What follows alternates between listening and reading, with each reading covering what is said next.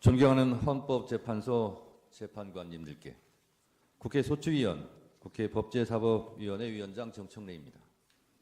대한민국은 법치국가이고 모든 법의 으뜸은 헌법입니다.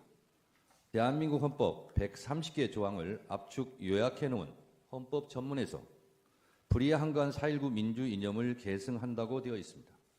이는 사실상 5.16 군사 쿠데타를 불이한 것으로 규정해 헌법 정신에서 탄핵하고 있습니다. 대한민국의 주인은 국민입니다. 헌법은 제1조에서 대한민국은 민주공화국이고 대한민국의 주권은 국민에게 있고 모든 권력은 국민으로부터 나온다고 주권제민의 정신을 선언하고 있습니다. 국민의 것은 국민의 것입니다.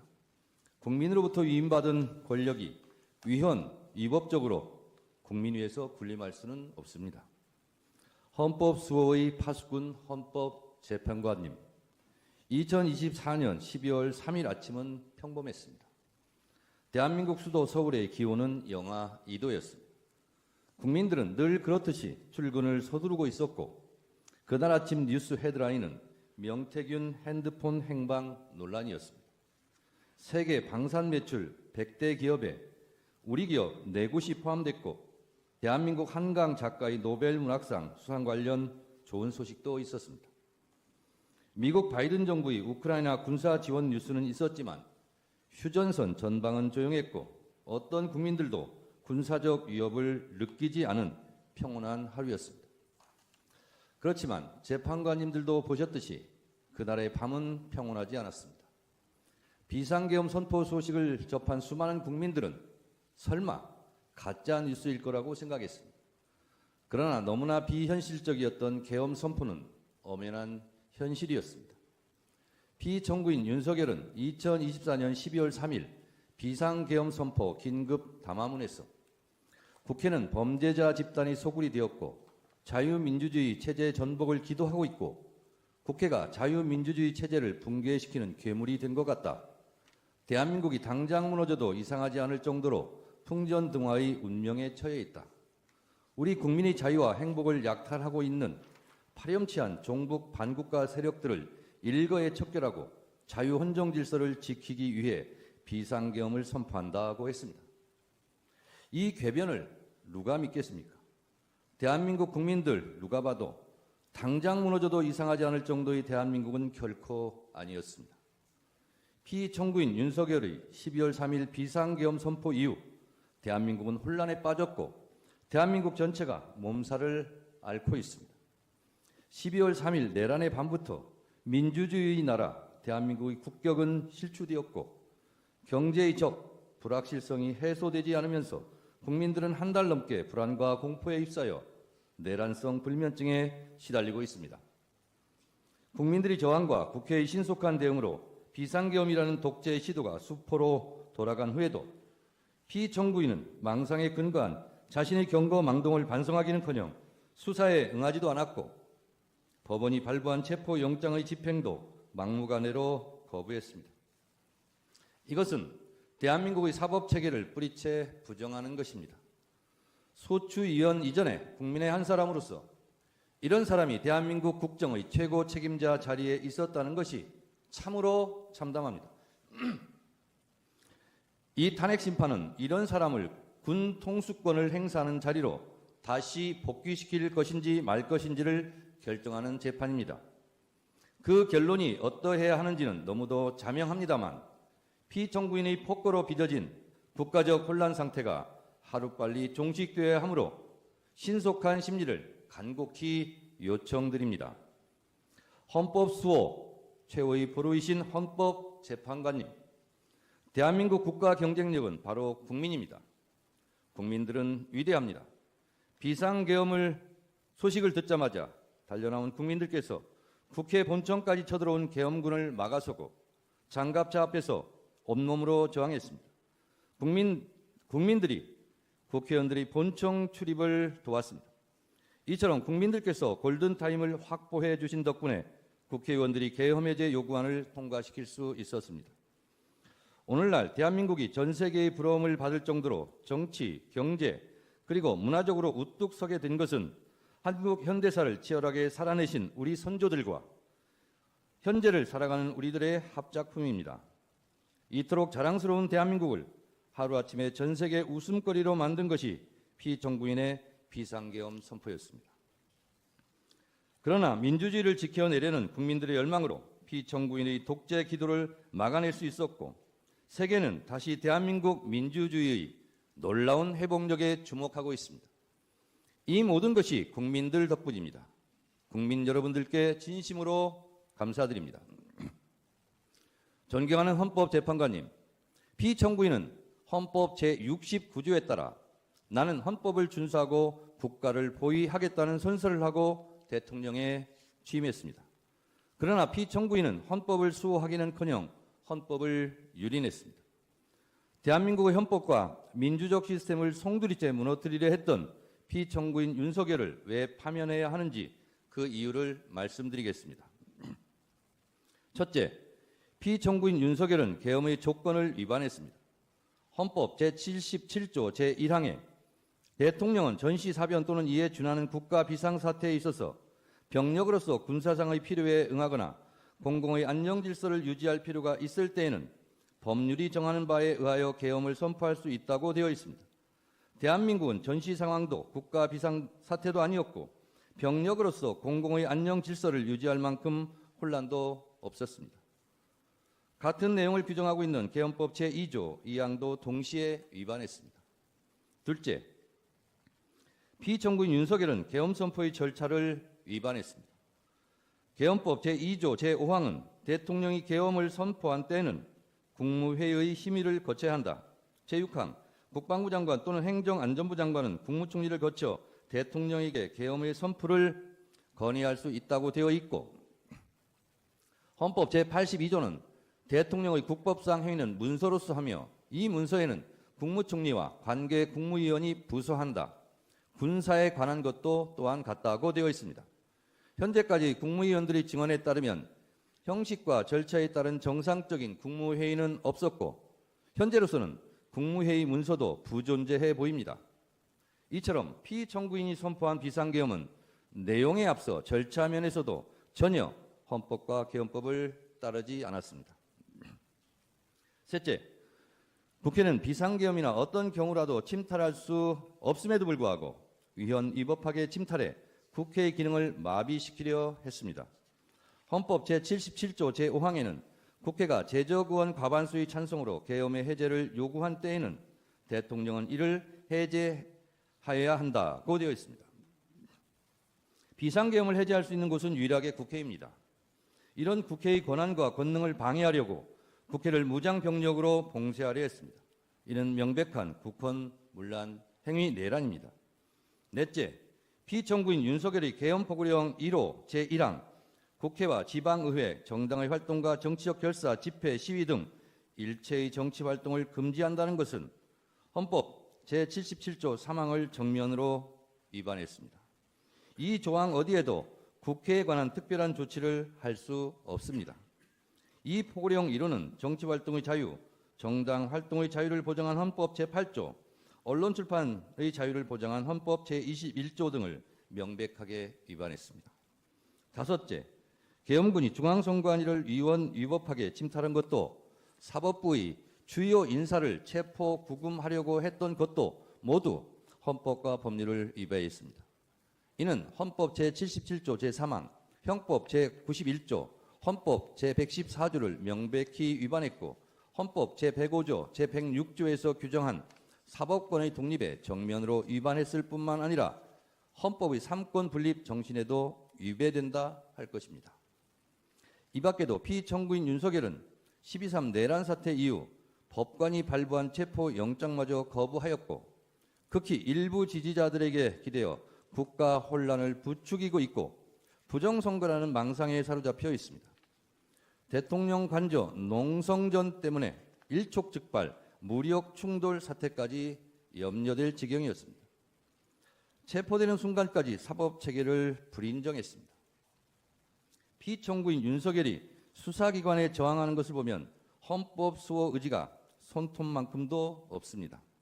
만에 하나 탄핵이 기각되어 피청구인이 다시 대통령직에 복직하면 또다시 제2의 비상계엄을 저지를지 모른다는 의심을 받기에 충분한 언행을 계속하고 있습니다. 피청구인 윤석열은 지금도 비상계엄이 고도의 통치 행위로서 사법심사의 대상이 아니라는 철진한 이론에 기대어 반성과 성찰을 거부하고 있습니다. 피청구인 윤석열은 아직도 자신이 무슨 잘못을 했는지 모르고 있을 뿐만 아니라 계엄과 독재 시도를 정당화시키려는 궤변을 늘어놓고 있습니다. 그를 파면함으로써 하루빨리 대한민국을 정상으로 돌려놓아야 합니다. 위헌 위법한 비상계엄을 선포하여 피로써 지켜온 헌법을 총칼로 파괴하려 했던 피청구인 윤석열을 파면함으로써 얻을 헌법 수호의 이익이 여타의 손실보다 압도적으로 크다 할 것입니다. 프랑스 소설가 알베르 까미는 어제의 범죄를 벌하지 않는 것은 내일의 범죄에 용기를 주는 것과 똑같이 어리석은 것이다 라고 일갈한 바 있습니다. 아울러 지연된 정의는 정의가 아닙니다. 자랑스러운 대한민국 민주주의 역사의 여정에서 돌출된 헌법의 적, 민주주의 적이 다시는 준동하지 못하도록 만장일치로 신속하게 피청구인 윤석열을 파면해 주시기를 바랍니다. 존경하는 헌법재판관님들의 현명한 판결을 기대합니다. 끝까지 경청해 주셔서 감사합니다.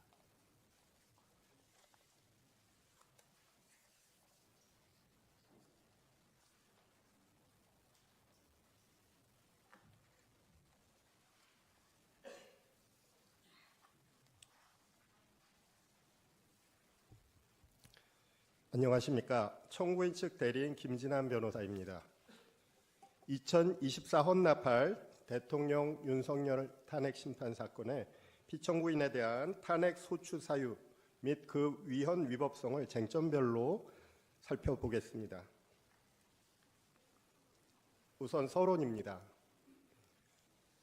탄핵 소추 의결서에 있는 소추 사유에는 비상계엄 선포 행위와 국헌 문란 행위가 있습니다.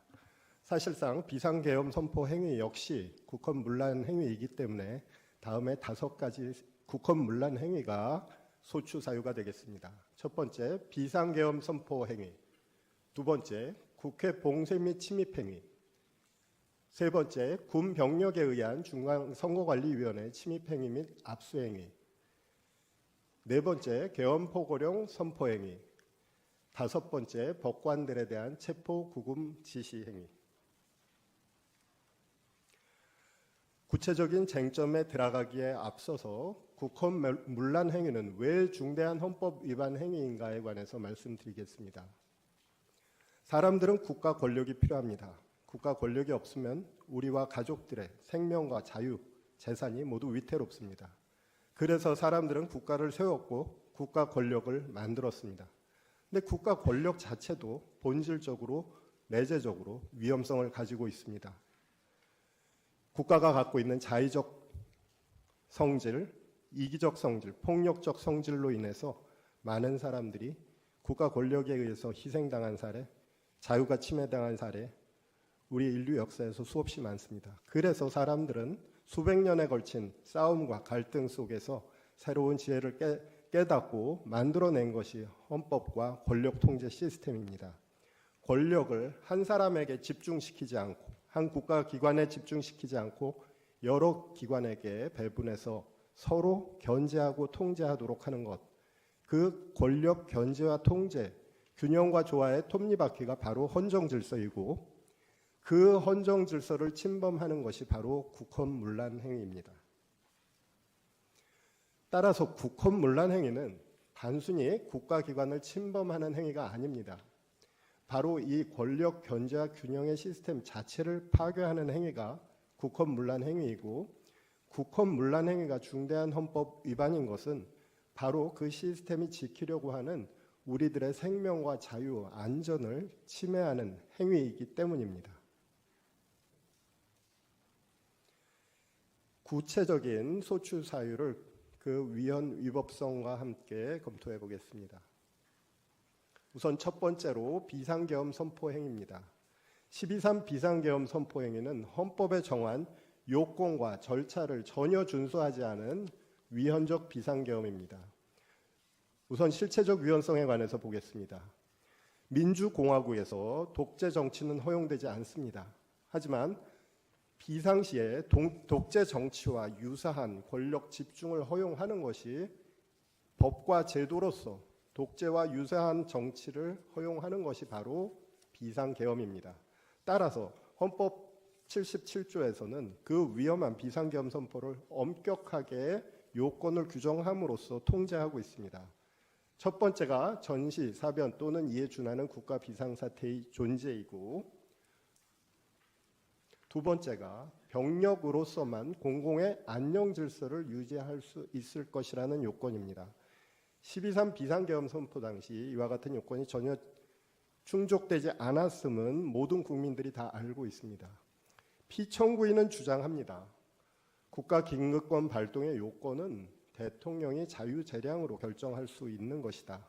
하지만 헌법재판소는 1996년 긴급 재정명령에 관한 사건에서 다음과 같이 판시했습니다.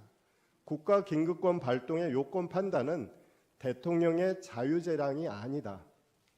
객관적으로 대통령의 판단을 정당화할 수 있는 정도의 위기 상황이 존재해야 한다라고 판시했습니다. 12월 3일은 입법, 행정, 사법, 우리 사회 질서 모든 것이 정상적으로 작동하고 있는 그러한 평범한 날이었습니다.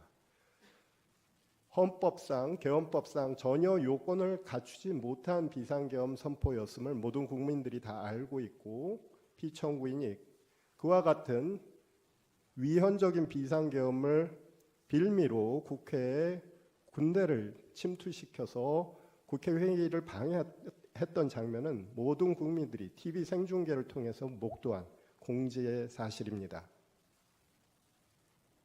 다음으로 절차 위반에 관해서 보겠습니다. 절차 위반은 단지 대통령의 권한 행사를 하는 방식의 위반의 문제가 아닙니다. 그것은 행정부 내의 절차적 통제, 행정부 내의 권력 통제에 관한 법들을 준수하지 않은 것입니다.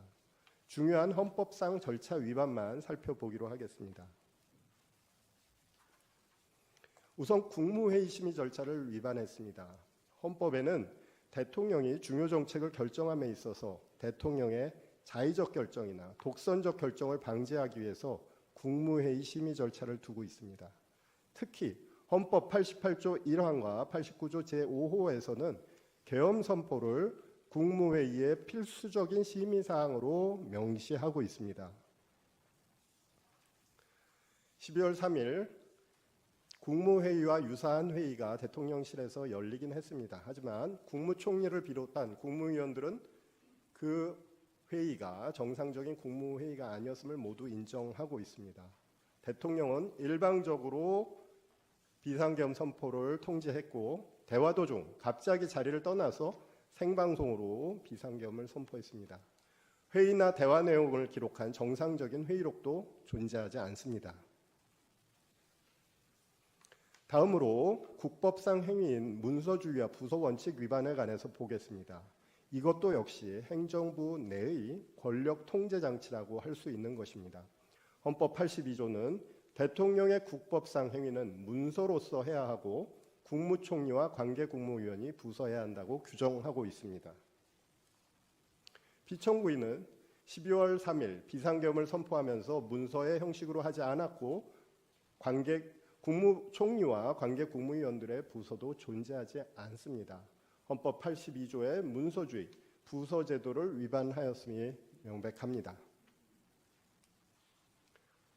다음으로 세 번째 절차 위반으로 계엄 선포 시 지체 없는 국회 통고 의무 위반에 관해서 보겠습니다. 헌법 77조 제4항에서는 대통령이 계엄을 선포할 때 지체 없이 국회에 통고할 의무를 규정하고 있습니다. 이것은 국회가 계엄을 통제할 수 있는 권한, 즉 계엄 해제 요구 결의를 할 수 있도록 그것이 가능하도록 하는 절차입니다. 피청구인은 국회에 대한 통고 의무를 전혀 이행하지 않았고, 오히려 경찰력을 동원해서 국회의원들이 국회에 들어가지 못하도록 막았고, 병력을 동원해서 국회에서 회의를 하고 있는 국회의원들을 끌어내려고 했습니다. 피청구인의 비상계엄 선포 후 국회 통고 의무 위반은 중대한 헌법 절차 위반입니다. 결국 피청구인의 12.3 비상계엄 선포는 헌법상 요건과 절차 중 어느 하나도 준수하지 않은 위헌적인 비상계엄 선포였습니다. 다음 두 번째 국헌문란 행위로서 국회 봉쇄 및 침입 행위에 관해서 보겠습니다.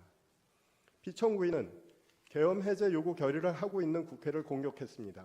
첫 번째, 경찰을 통해서 국회의원들의 국회 진입을 막았고, 또한 군을 투입해서 본회의장 안에서 계엄 해제 요구 결의를 하고 있는 국회의원들을 강제로 끌어내려고 했습니다. 대통령의 비상계엄 선포는 헌법의 모든 원칙과 구조를 파괴할 수 있는 가장 무서운 권한 행사입니다. 그런데 이를 견제할 수 있는 유일한 헌법적인 수단은 국회의 계엄 해제 요구권 단 하나밖에 없습니다. 그런데 대통령은 바로 그 계엄 해제권을 파괴하려 한 것입니다. 권력 견제의 헌법 장치 장치를 파괴하려고 한 피청구인의 행위는 국헌문란 행위입니다. 만일 국회가 피청구인의 방해 행위로 인해서 계엄 해제 의결에 실패했다고 한다면 지금 이 시기에 대한민국에는 독재 정치 또는 군정 통치가 도래해 있을 것입니다. 이것은 명백한 헌법 파괴 행위입니다. 다음으로 국회의장, 국회의원들에 대한 체포 지시에 관해서 보겠습니다. 피청구인은 국회의장과 야당 대표 등 자신에 반대하는 정치 인사들에 대한 체포 및 구금 지시를 했습니다. 헌법 44조 1항에는 회기 중 국회의원의 불체포 특권을 규정하고 있습니다. 더 나아가서 계엄법 13조에서는 회기 중이 아니다 하더라도 계엄 중에는 국회의원의 불체포 특권을 보장하고 있습니다. 피청구인의 행위는 헌법 44조, 계엄법 13조의 불체포 특권의 규정을 정면으로 위반한 행위입니다. 더욱이 피청구인의 국회의장, 국회의원 등에 대한 체포 지시 행위가 국회의 계엄 해제 요구 결의를 차단하기 위한 목적이었다고 한다면 그것은 더욱 중대한 위헌 행위입니다. 이것은 자유민주적 기본 질서를 침해하는 행위이며 대의민주주의 원칙에 정면으로 반하는 행위입니다. 다음으로 세 번째 국헌문란 행위인 중앙선거관리위원회의 침입 행위의 위헌성에 관해 보겠습니다. 피청구인은 중앙선거관리위원회의 군대를 침투시켜서 선거관리 서버 및 직원 휴대폰 등을 압수수색하였고 직원들에 대한 체포 구금 계획까지 세웠습니다. 중앙선거관리위원회는 헌법상 독립된 헌법기관입니다. 다른 권력기관, 특히 행정부의 부당한 선거 간섭을 제도적으로 배제한다는 의미에서 독립된 헌법기관으로 설립한 것입니다. 이처럼 비상계엄 하에서도 특별한 조치를 할 수 있는 독립된 헌법기관을 침해한 행위는 헌법 77조 3항과 114조에 위반하는 행위입니다. 다음으로 직원의 휴대전화 압수 행위에 관해서 보겠습니다. 피청구인은 12월 3일 비상계엄 선포 직후에 병력을 선거관리위원회에 침투시켜서 당일 당직을 쓰고 있던 직원들을 제압하고 그들의 휴대전화를 압수했습니다. 이 휴대전화 압수는 당직자들이 외부나 상급자에게 연락하여 도움을 요청하지 못하도록 한 행위라고 할 것입니다. 이것은 헌법 영장주의 위반이고 신체의 자유 침해이며 통신의 자유 침해인 동시에 선거관리위원회의 독립성에 대한 침해라고 할 것입니다. 다음으로 네 번째 국헌문란 행위인 포고령 제1호의 위헌 위법성에 관해서 보겠습니다. 포고령 제1호의 일부를 봅니다. 1. 국회와 지방의회, 정당의 활동과 정치적 결사, 집회, 시위 등 일체의 정치활동을 금한다. 2. 자유민주주의 체제를 부정하거나 전복을 기도하는 일체의 행위를 금하고 가짜뉴스, 여론조작, 허위선동을 금한다. 3. 모든 언론과 출판은 계엄사의 통제를 받는다. 포고령 제1호의 1은 국회의 정치활동 금지를 규정하고 있습니다. 이는 국회 기능을 중단시키려는 의도이며 대의민주주의 원칙의 본질을 침해하는 포고령입니다. 포고령에 있는 다른 조항들의 내용을 보면 국민의 정치활동의 자유, 정당활동의 자유, 언론 출판의 자유, 단체행동권 등 기본권을 전면적 본질적으로 침해하고 있습니다. 이것은 계엄 선포 이후에 국민의 반대와 저항을 예측하고 그 반대와 저항을 억압하기 위한 목적으로 만들어진 포고령이라고 하겠습니다. 자유민주적 기본질서의 핵심은 정치적 반대파의 보호입니다. 포고령 내용에는 정치적 반대파를 반국가 세력으로 정의하고 반국가 세력으로 몰아서 제거하려고 합니다. 이것은 자유민주적 기본질서를 폐지하고 독재를 선언하는 것과 다름없다고 할 것입니다. 포고령 1호의 내용은 이미 비상계엄 자체가 위헌이기 때문에 위헌적입니다. 하지만 가사 적법하고 정당한 비상계엄 선포였다고 하더라도 그 내용이 기본권과 자유민주적 기본질서를 본질적으로 침해하는 내용이기에 위헌적인 포고령입니다. 마지막으로 사법부 주요 인사에 대한 체포 구금 지시의 위헌성에 관해서 보겠습니다. 피청구인은 아무런 근거나 범죄 혐의도 없이 전직 대법원장을 비롯한 전현직 법관에 대한 체포 구금을 지시합니다. 헌법은 제105조, 106조에서 대법관과 법관의 신분을 보장하고 있습니다. 헌법상 법관의 신분 보장은 단지 법관 개인의 신분 보장이 아닙니다. 그것은 사법권 독립의 보장이고 권력 분립 원칙의 보장이며 법치주의 원칙의 가장 기본적인 전제입니다. 그럼에도 불구하고 피청구인은 이와 같은 헌법의 명령을 정면으로 위배한 반헌법적인 행위를 한 것입니다. 또한 이와 같은 사법부 주요 인사에 대한 체포 구금 지시로 인해서 공정한 재판이 방해되고 공정한 재판이 위축된다고 하면 모든 국민들의 공정한 재판을 받을 권리마저도 침해되는 것입니다. 피청구인의 헌법 위반 행위의 중대성에 관해서 보겠습니다. 헌법재판소는 2번의 대통령 탄핵 심판 사건에서 헌법이나 법률 위배의 중대성 판단 기준을 선언한 바 있습니다. 그것은 대통령을 임기 중 파면할 정도로 첫 번째, 법 위배 행위가 헌법 수호의 관점에서 중대한 의미를 가지는 경우, 두 번째, 대통령의 법 위배 행위를 통해서 국민의 신임을 중대하게 배반한 경우라는 기준입니다. 먼저 첫 번째, 법 위반의 중대성에 관한 사항을 보겠습니다. 앞서 본 바와 같이 피청구인은 절차와 요건을 전혀 갖추지 않은 비상계엄 선포를 했고 계엄 해제 결의 중인 국회에 대한 공격 행위를 했습니다. 이것은 법치국가 원칙에 대한 전면적인 공격 행위라고 할 것이고 이것만으로도 중대한 헌법 위반 행위이며 이것으로 독재 정치를 선포한 것과 다름없는 행위입니다.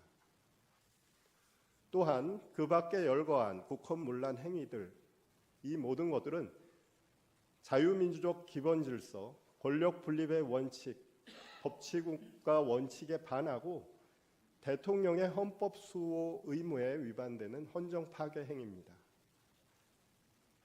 다음으로 국민들의 신임에 대한 배신에 대해서 보겠습니다. 앞서 살펴본 피청구인의 법 위반 행위, 헌법 위반 행위, 그것으로 이미 국민들의 신임에 대한 심각한 배신 행위를 한 피청구인은 거기에서 그치지 않았습니다. 피청구인은 헌법을 준수하고 보호할 의무를 선서한 대통령입니다. 그럼에도 불구하고 현재까지 헌정질서 침해 행위를 반성하지 않고 있으며 오히려 국민을 분열시키는 음모론에 기초한 반헌법적인 주장을 하고 있습니다. 또한 위헌적인 비상계엄과 모든 국헌문란 행위들을 정당화하려고 시도하고 있습니다. 피청구인에게는 대한민국의 헌법 수호 의지가 전혀 없습니다. 따라서 대통령으로서 국정을 담당할 자격이 없다고 할 것입니다.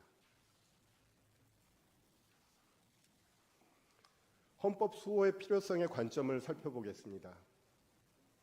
피청구인은 매우 위험합니다.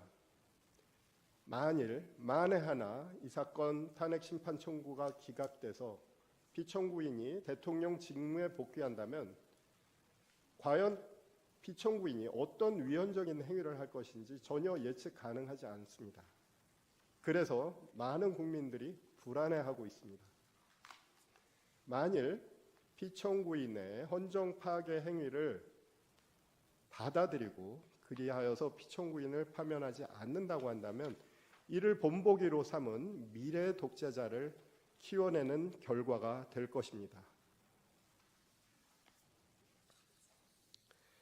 피청구인은 우리 국민이 가까스로 이룩해 놓은 대한민국의 민주주의 헌정 질서를 50년 이전으로 후퇴시켰습니다. 그는 민주공화국을 배신하였습니다. 그가 대한민국 헌정 질서에 남긴 상처는 오랫동안 지속될 것입니다.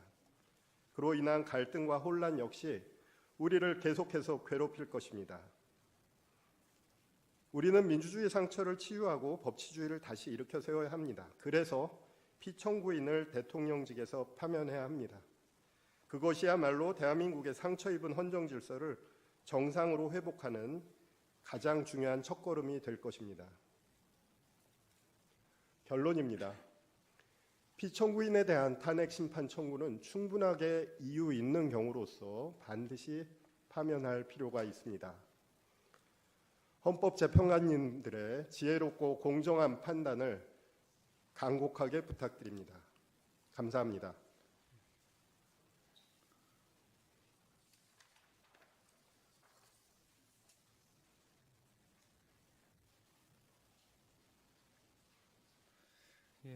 피청구인 측에서 소추 사실에 대한 의견을 진술해 주시기 바랍니다.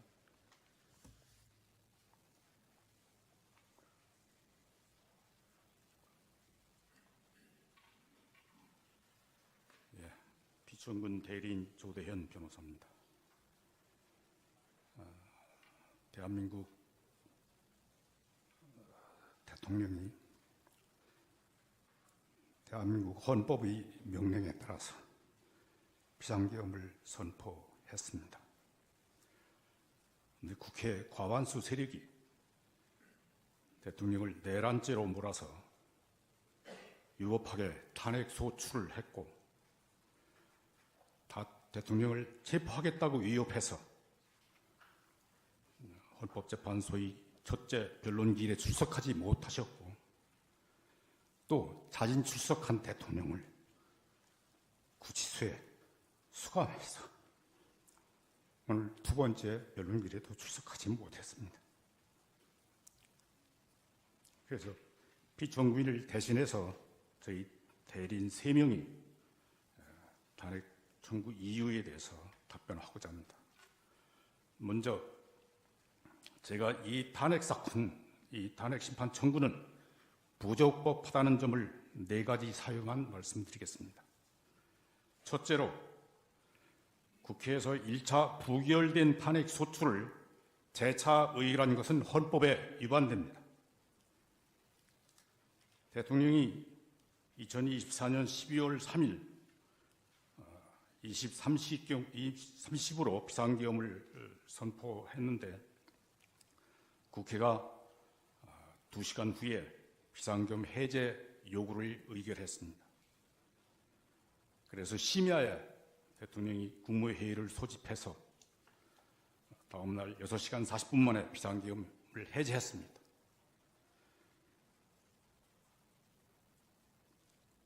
그래서 이 사건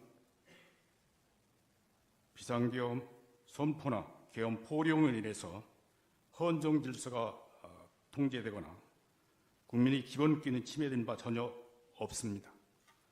그런데도 국회 과반수 의석을 차지하는 야당 국회의원들이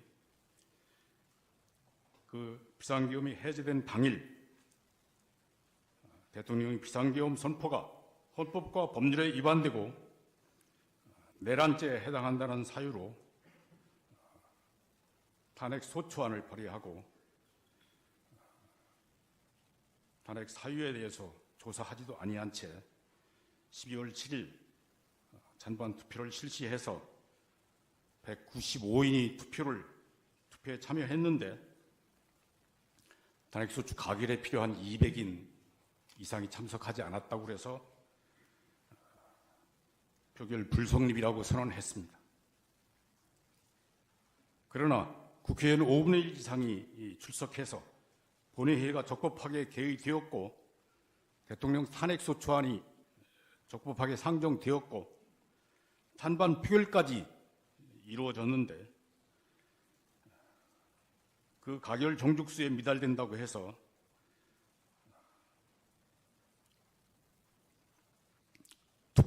표결 절차가 없었다거나 표결이 불성립됐다고 볼 수는 없습니다. 오히려 200인 이상의 찬성을 얻지 못했기 때문에 부결된 것입니다. 국회의장이 그걸 부결 선포를 하지 않고 표결 불성립이라고 선언을 했다고 해서 이미 탄핵 소추안에 대해서 표결한 사실 그리고 가결 종속수에 미달된 사실 그래서 그 탄핵 소추안이 부결된 사실은 부정할 수 없는 것입니다.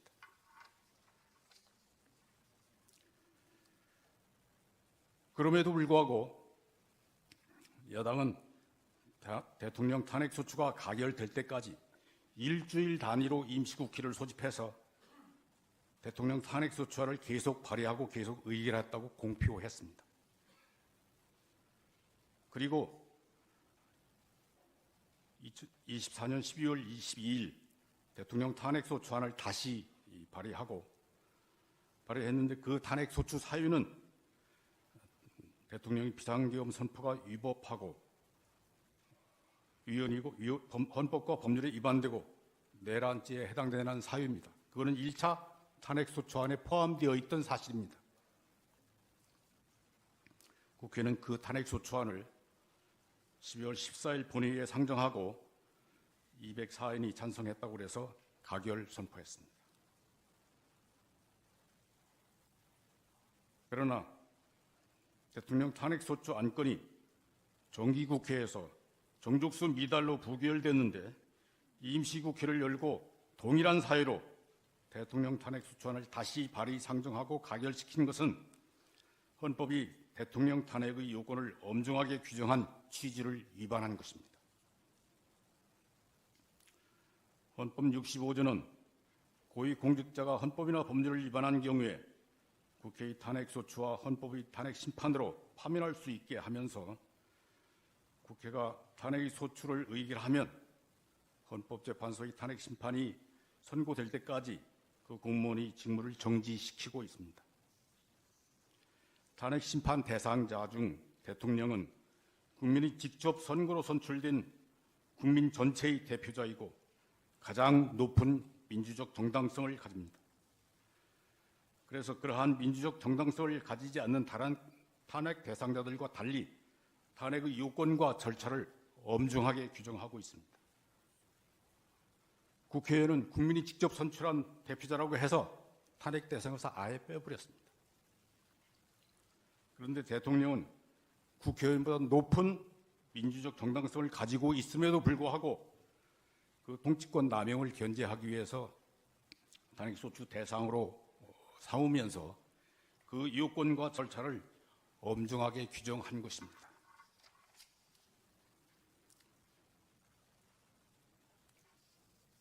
헌법 65조가 대통령 탄핵소추를 하기 위해서는 국회 재적의원 과반수의 발의하고 국회 재적의원 3분의 2 이상의 찬성을 얻어야 한다고 규정하고 있고 헌법 113조는 탄핵 결정은 헌법재판관 6인 이상의 찬성을 얻어야 한다고 규정하고 있습니다.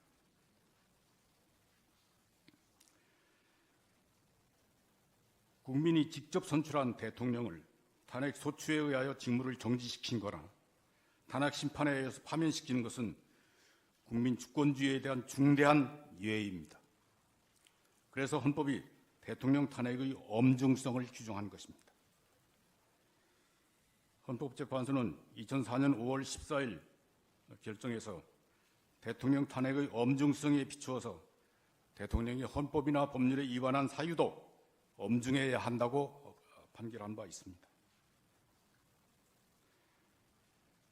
그런데 국회는 2024년 12월 7일 대통령에 대한 탄핵소추안이 헌법에 정한 정족수에 미달돼서 부결됐음에도 불구하고 동일한 내용의 탄핵소추안을 12월 10일 다시 발의해서 12월 14일 가결 선포했습니다. 이는 대통령 탄핵의 엄중한 요건과 절차를 규정한 헌법의 취지를 위반한 것이므로 그 효력이 부인되어야 합니다. 엄중한 가결 정족수에 미달되면 그 탄핵소추는 부결로 확정되는 것이고 가결 정족수를 채울 때까지 표결을 반복할 수는 없는 것입니다. 헌법재판소의 탄핵심판은 헌법재판관 6인 이상의 찬성을 얻어야 되는데 6인 이상의 찬성을 얻지 못하고 5분만 찬성했다고 해서 나머지 1인을 더 설득한 뒤에 일주일 뒤에 다시 평의해서 6인이 찬성으로 탄핵심판을 결정할 수는 없는 것 아닙니까? 국회가 대통령 탄핵소추안에 대한 1차 표결은 정기국회에서 했고 2차 표결은 임시국회에서 해서 해결을 달리했기 때문에 국회법이 정한 일사부재의 금지는 위반하지 않았다고 하더라도 부결된 탄핵소추를 다시 재의결한 것은 대통령 탄핵의 엄중한 요건과 절차를 규정한 헌법을 위반했고 그 위헌성은 부정할 수 없는 것입니다. 둘째로 탄핵심판 대상에서 내란죄 부분을 빼면 탄핵소추 의결의 정족수도 무너집니다. 국회가 2024년 12월 14일 가결한 탄핵소추 사유는 대통령의 비상계엄 선포가 헌법과 법률에 위반되고 형법상 내란죄를 구성한다는 것이었습니다.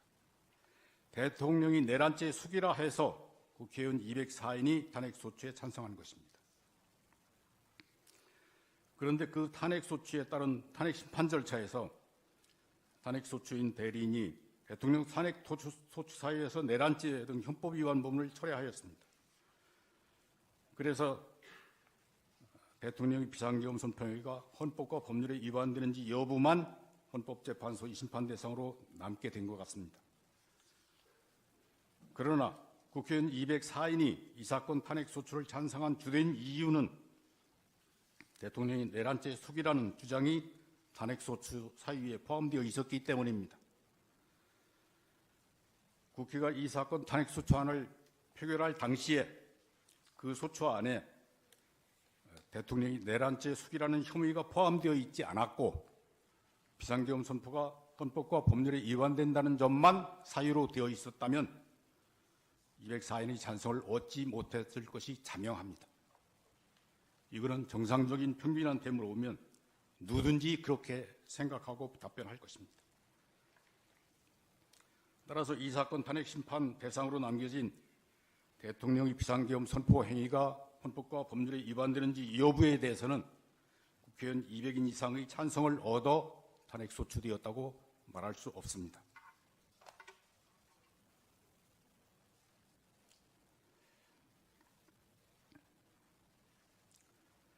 그리고 국회가 이제 다시 대통령 내란죄 숙이라는 혐의를 빼고 대통령의 비상계엄 선포의 행위가 헌법과 법률에 위반되는 사유만 탄핵소추 사유로 삼아서 다시 표결해서 200인 이상 찬성을 얻는다고 하더라도 그에 따라서 새로운 탄핵심판 절차가 진행된 것은 변론으로 하고 이미 부적법화된 이 사건 탄핵소추가 적법화될 수는 없는 것입니다. 따라서 이 사건 탄핵소추는 각하되어야 합니다. 셋째로 비상계엄 선포의 위헌 위법 여부는 사법심사의 대상이 아닙니다. 대한민국의 대통령은 주권자 국민이 직접 선거에 의해 선출되고 국가 원수와 행정수반의 지위를 가지며 자유민주주의 헌법을 수호하고 국가와 국민의 안전을 보위할 책무를 집니다. 이러한 중차대한 책무를 온전히 수행할 수 있게 하기 위해서 우리 헌법은 대통령에게 국군 통수권, 긴급 명령권과 계엄 선포권 등 비상대권을 수여하고 재직 중 면직 대권으로 보호하고 있습니다. 헌법이 규정한 비상대권은 국가의 헌법을 수호하고 국가를 위기에서 구하라는 헌법이 명령입니다. 대통령이 수행할 그것을 지킬 책무를 지는 것입니다. 이 사건 비상계엄 선포는 대통령이 자유민주주의 헌법 질서를 수호하고 국가를 보위하기 위해서 헌법이 허용한 비상대권을 행사한 것입니다. 국내 국외의 공산주의 좌익 세력이 대한민국 선거의 부정을 획책해서 국회의 과반수 권력을 탈취하고 그 과반수 권력을 자의적으로 휘둘러서 국회의 입법권과 탄핵소추권, 예산심의권을 남용해서 국가 기능을 마비시키고 자유민주주의 헌법 질서를 붕괴시켰습니다. 그래서 대통령이 이러한 국가 비상사태라고 판단하고 자유민주주의 헌법 질서를 회복시키기 위해서 헌법에 따라 비상대권을 행사한 것입니다. 대통령은 국내 국외의 모든 정보를 종합해서 자유민주주의 헌정질서가 붕괴될 위험성이 매우 큰 비상사태라고 판단했고 이를 해결할 통상적인 수단이 없다고 판단해서 이 사건 비상계엄을 선포하는 것입니다. 그러한 고도의 통치 행위, 위헌 위법 여부는 사법부의 심사 대상이 되지 않는 것입니다. 국가 비상사태인지 여부, 국가 비상사태를 해결하기 위해서 비상계엄이 필요한지 여부, 이거는 국가 원수로서 국내 국외의 모든 정보를 가장 잘 아는 대통령이 가장 정확하게 판단할 수 있고 국회나 법원이나 헌법재판소는 그것을 심판할 정보도 없고 능력도 없습니다. 또 국가 비상사태는 신속하고 효과적으로 대처해서 완벽하게 해결해야 하는데 비상계엄을 선포할 때마다 비상사태인지 여부, 비상계엄이 필요한지 여부에 대해서 국회의 승인이나 사법부의 심판을 거치게 한다면 대통령이 국가 비상사태를 신속하고 효과적으로 해소시키기 어렵게 됩니다. 대통령이 헌법을 수호하고 국가를 보위할 책무를 제대로 수행할 수 없게 됩니다. 그래서 헌법은 대통령이 비상대권 행사에 대하여 다른 국가기관의 사전 통제를 인정하지 않고 사후 통제 수단만 규정하고 있습니다. 긴급명령에 대해서는 국회의 사후 승인을 얻도록 규정하고 있고 비상계엄에 대해서는 국회의 제적 과반수 의결로 그 해제를 요구할 수 있다고 규정하고 있습니다. 비상계엄의 필요성이 해소되었는데도 비상계엄이 유지되고 있는 경우에 국회가 통제할 수 있도록 규정하는 것입니다. 그런데 국회의 과반수 권력은 비상계엄이 선포되자마자 본회의를 열고 비상계엄의 사유나 필요성 여부에 대해 조사하지도 않고 비상계엄이 선포된 후 2시간 만에 비상계엄의 해제 요구를 의결했습니다. 그리고 대통령이 비상계엄 선포가 내란죄에 해당된다고 선동해서 비상계엄이 해제된 당일에 대통령 산핵소추안을 발의하고 12월 7일 부결되었는데도 불구하고 12월 10일 다시 발의해서 12월 14일 가결시키고 이 사건 탄핵 심판을 청구한 것입니다. 이것은 헌법 수호와 국가 보위를 위해서 대통령에게 비상대권을 허용하고 다른 국가기관의 요건 심사를 배제한 취지를 위반한 것이므로 마땅히 각하되어야 합니다. 넷째로 이 사건 대통령 탄핵소추는 탄핵소추권을 남용한 것입니다. 이미 말씀드렸지만 이 사건 비상계엄은 12월 3일 밤 11시에 발령되었고 국회가 4일 01시 해제 요구를 의결했습니다. 그래서 대통령이 즉시 출동했던 병력 철수시키고 심야 국무회의를 열어서 다음 날 그날 새벽 5시 40분경 비상계엄을 해제했습니다. 이 사건 비상계엄은 국가의 비상사태를 알리고 경계하기 위한 것이었습니다. 그래서 병력도 경계하기에 필요한 최소한에 그쳤고 무력 사용을 금지시켰던 것입니다. 그래서 이 사건 비상계엄과 포고령에 의해서 헌정 질서가 훼손된 바가 전혀 없고 국민의 기본권이 침해된 바도 없습니다.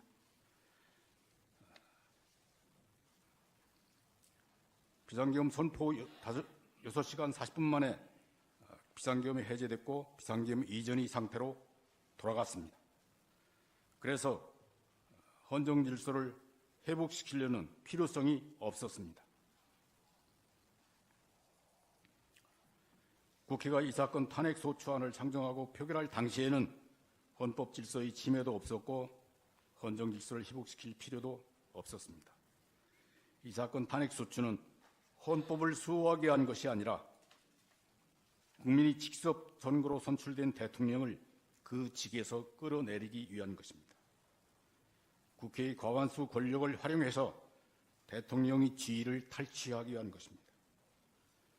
국회의원은 국민의 대표자이기 때문에 국민의 뜻을 존중해야 하는데 국회 제적 과반수를 차지한 야당은 국가 국민을 위해서 활동하지 않았고 정권 탈취를 위해서 온갖 수단 방법을 동원했습니다. 윤석열 대통령이 당선되자 국민의 주권 행사인 선거 결과에 승복하지 않고 국민이 직접 선출한 대통령의 지위와 권한을 존중하지 않고 대통령 취임 전부터 지금까지 200여 차례에 가까운 대통령 퇴진을 요구하는 집회를 열어서 선동했습니다. 수시로 대통령을 탄핵시키겠다고 위협했습니다.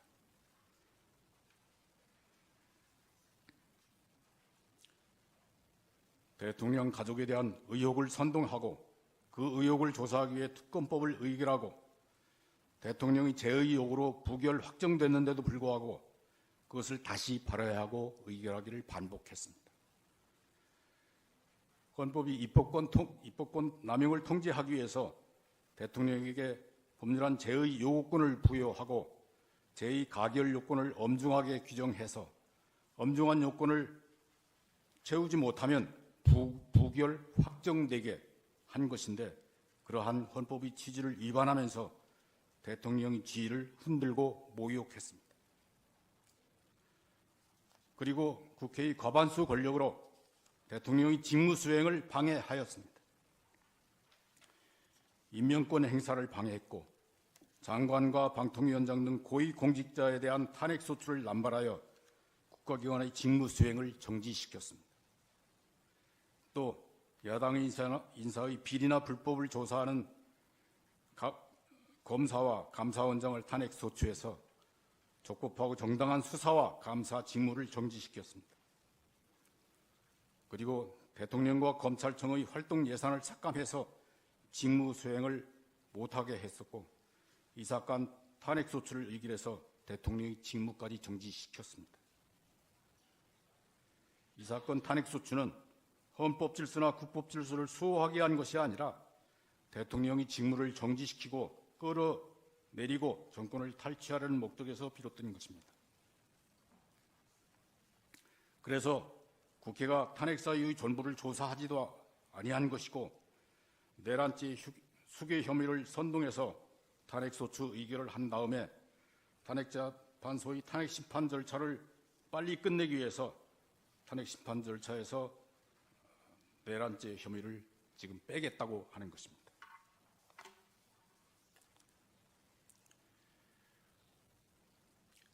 또 대통령에 대한 탄핵 수추로 대통령이 직무를 정지시킨 다음에 국방부 장관과 육군참모총장, 방첩사령관, 수방사령관, 특전사령관, 정보사령관 등 국군 주요 지휘관들과 경찰청장, 서울경찰청장 등을 내란죄 혐의로 구속해서 국방 기능과 치안 기능을 마비시켰습니다. 또 자기들 뜻에 따르지 않는다고 해서 방송통신위원장, 국무총리, 법무장관, 행정안전부 장관 등을 탄핵소추하고 자기들이 비리를 조사하거나 수사하는 감사원장, 검사들까지도 탄핵소추해서 직무수행을 정지시켰습니다. 게다가 국회가 추천하는 헌법재판 3인이 퇴임하면서 헌법재판관이 6인에 불과해서 심판을 할 수 없게 되었는데도 후임 재판관을 추천하지 않고 탄핵 소추된 고위 공무원들의 직무 집행을 한없이 연장되게 했습니다. 이러한 점들을 종합하면 이 사건 탄핵 소추는 헌법 질서를 수호하기 위한 것이 아니라 국회의 과반수 권력을 남용해서 대통령의 직무 수행을 정지시키고 파면시킨 다음 대통령의 지위를 탈취하려는 것임이 분명합니다. 그것은 국회에게 대통령 탄핵수칙권을 부여한 헌법의 목적을 벗어나서 탄핵수칙을 남용한 것이라고 보지 않을 수 없습니다.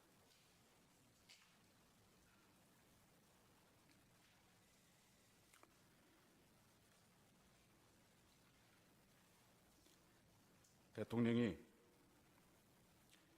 무너져가는 헌법 질서를 수호하기 위해서 대통령이 최우수단으로 이 사건 비상계엄을 선포했지만 국회의 과반수 권력의 방해로 헌법 질서를 수호하는 책무를 완수할 수 없게 되었습니다. 그리고 대통령을 불법 체포하려는 세력과 경호원들의 무력 충돌을 막기 위해서 대통령 피청구인이 스스로 수감되기까지 했습니다. 이제는 헌법재판관이 나서서 대한민국의 헌법 질서를 수호해야 합니다. 헌법은 헌법재판관에게 헌법 질서를 수호할 책무와 사명을 부여했습니다. 헌법이 헌법재판관에게 부여한 헌법 수호의 사명을 이 사건 진실을 밝히는 횃불로 삼아서 공산주의 좌파 세력이 민주선거를 왜곡시킨 사실, 국회 과반수 권력이 입법권을 남용해서 자유민주주의 헌법 질서를 무시하고 자기들 멋대로 독재하려고 한 사실, 국회의 과반수 권력이 예산 심의권을 남용해서 대통령과 검찰의 직무수행, 국방 기능의 정비, 국가 경제의 발전 등을 방해한 사실, 대통령이 이러한 사태를 종합해서 국가 비상사태라고 판단하고 이를 해결할 다른 수단이 없어서 부득이 비상계엄을 선포하게 된 사실, 국회의 과반수 권력이 대통령의 비상계엄 선포를 내란죄로 선동하고 탄핵소추권을 남용해서 헌법질서 수호를 방해하고 국가 기능을 마비시킨 사실 등을 정확히 조사하시고 그러한 위기 상황에서 자유민주주의 헌법질서를 수호해 주시기 바랍니다. 헌법재판소가 국회 과반수 세력의 권력 남용을 통제할 권한이 있다는 사실을 확실하게 공포하여 주시기 바랍니다. 대한민국의 헌법과 국민들이 헌법재판관들의 현명한 심판을 기대하며 열망하고 있음을 잊지 마시기 바랍니다.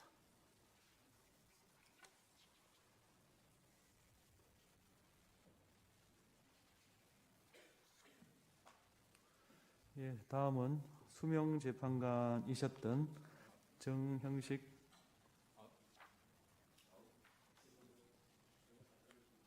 네, 하시죠.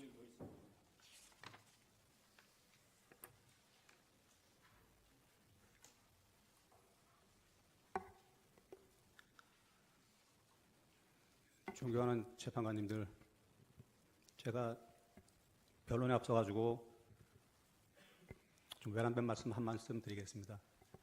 저는 이 탄핵 소추 사건과 오늘 영장 실질심사 적부심사 사건을 같이 맡고 있습니다. 그래서 이걸 진행하고서 저는 5시까지 또 서초동으로 뛰어가야 되는 상황입니다. 저희가 이 사건을 지연하려고 했던 것이 아니고 저희 소추인의 방어권을 갖다가 충분히 좀 보장을 해달라고 저희가 연기 신청을 했는데 그거를 배척하셔가지고 제가 지금 전철 타고 이제 가야 되는 그런 상황이 됐습니다. 이거는 뭐 다른 뜻이 있어서가 아니고 저희가 소송을 지원하려는 의사가 전혀 없고 저희의 방어권을 갖다가 확실히 보장받아야 된다는 그런 생각에서 모든 신청들을 다 하는 것이니까 저희가 소송 지원한다는 그런 선입견으로 저희의 그 신청들을 다 판단하지 않아줬으면 하는 바람에서 말씀드립니다. 제가 지금 마음이 워낙 급해가지고 오늘 체포영장 실시인사를 또 맡아서 해야 되기 때문에 의람된 말씀 한마디 드렸습니다. 그리고 지금 탄핵 소추인단이 말씀하신 부분 중에서 제가 딱 두 가지가 귀에 들어오던데요. 자유민주적 기본 원칙의 핵심은 정치적 반대파의 보호에 있다. 도대체 이 국회가 정치적 반대파인 행정부, 특히 대통령에 대해서 어떤 보호 조치를 취하셨는지 제가 반문치 않을 수 없습니다. 지금까지 제가 아래에서 이제 설명드리는 것이 다 그 내용들인데 끝없는 공격과 도대체 직무수행이 불가능하게 그 많은 공격을 하시고 자유민주적 기본 질서의 가장 핵심이 반대파의 보호라는 그 말씀을 하시는 것에 제가 참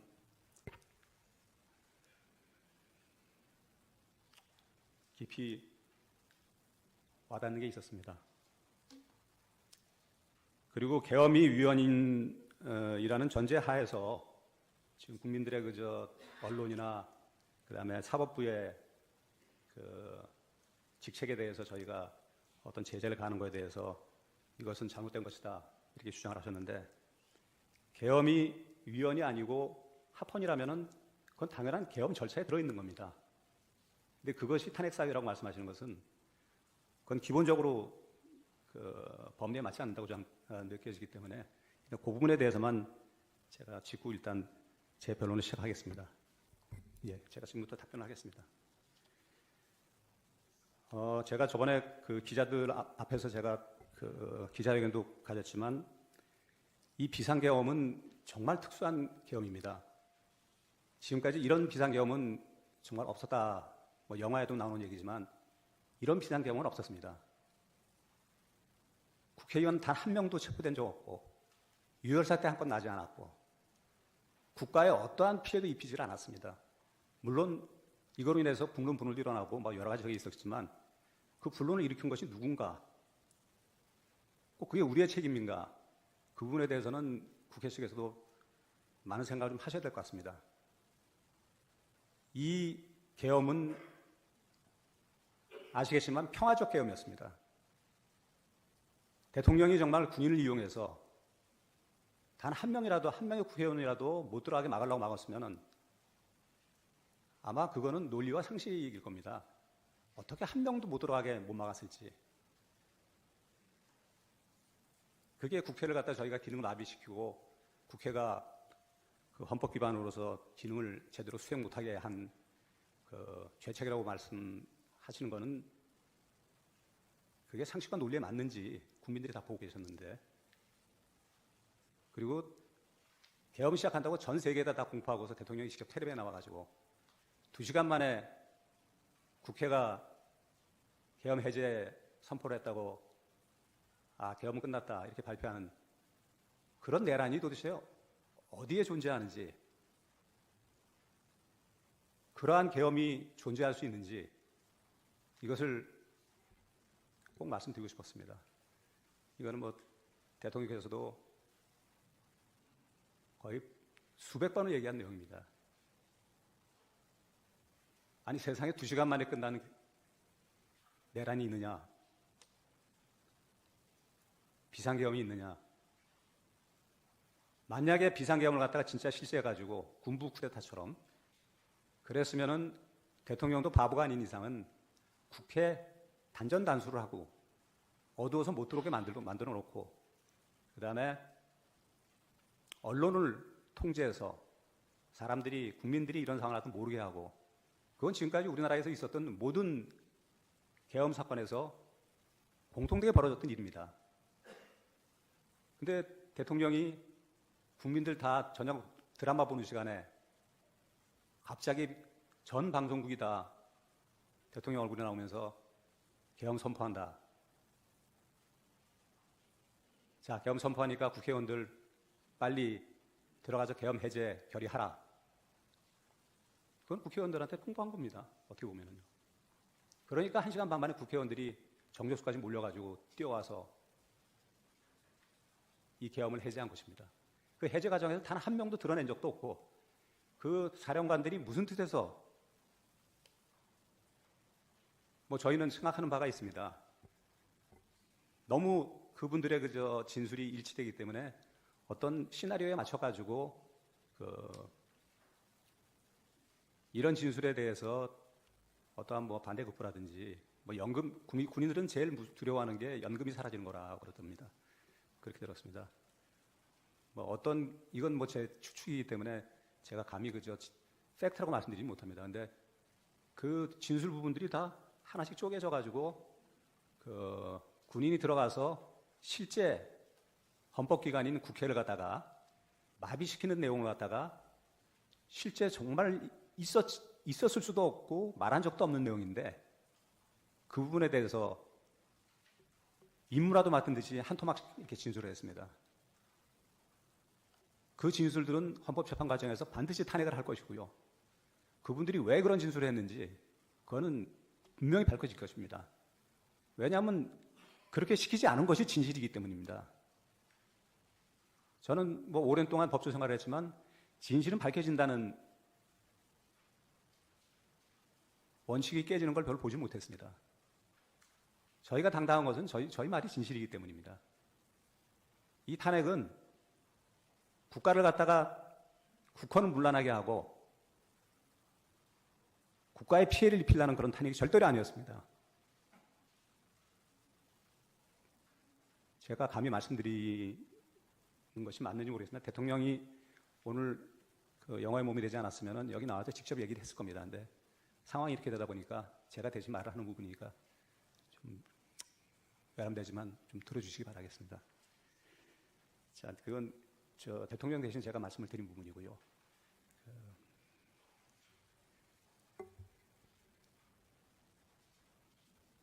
예.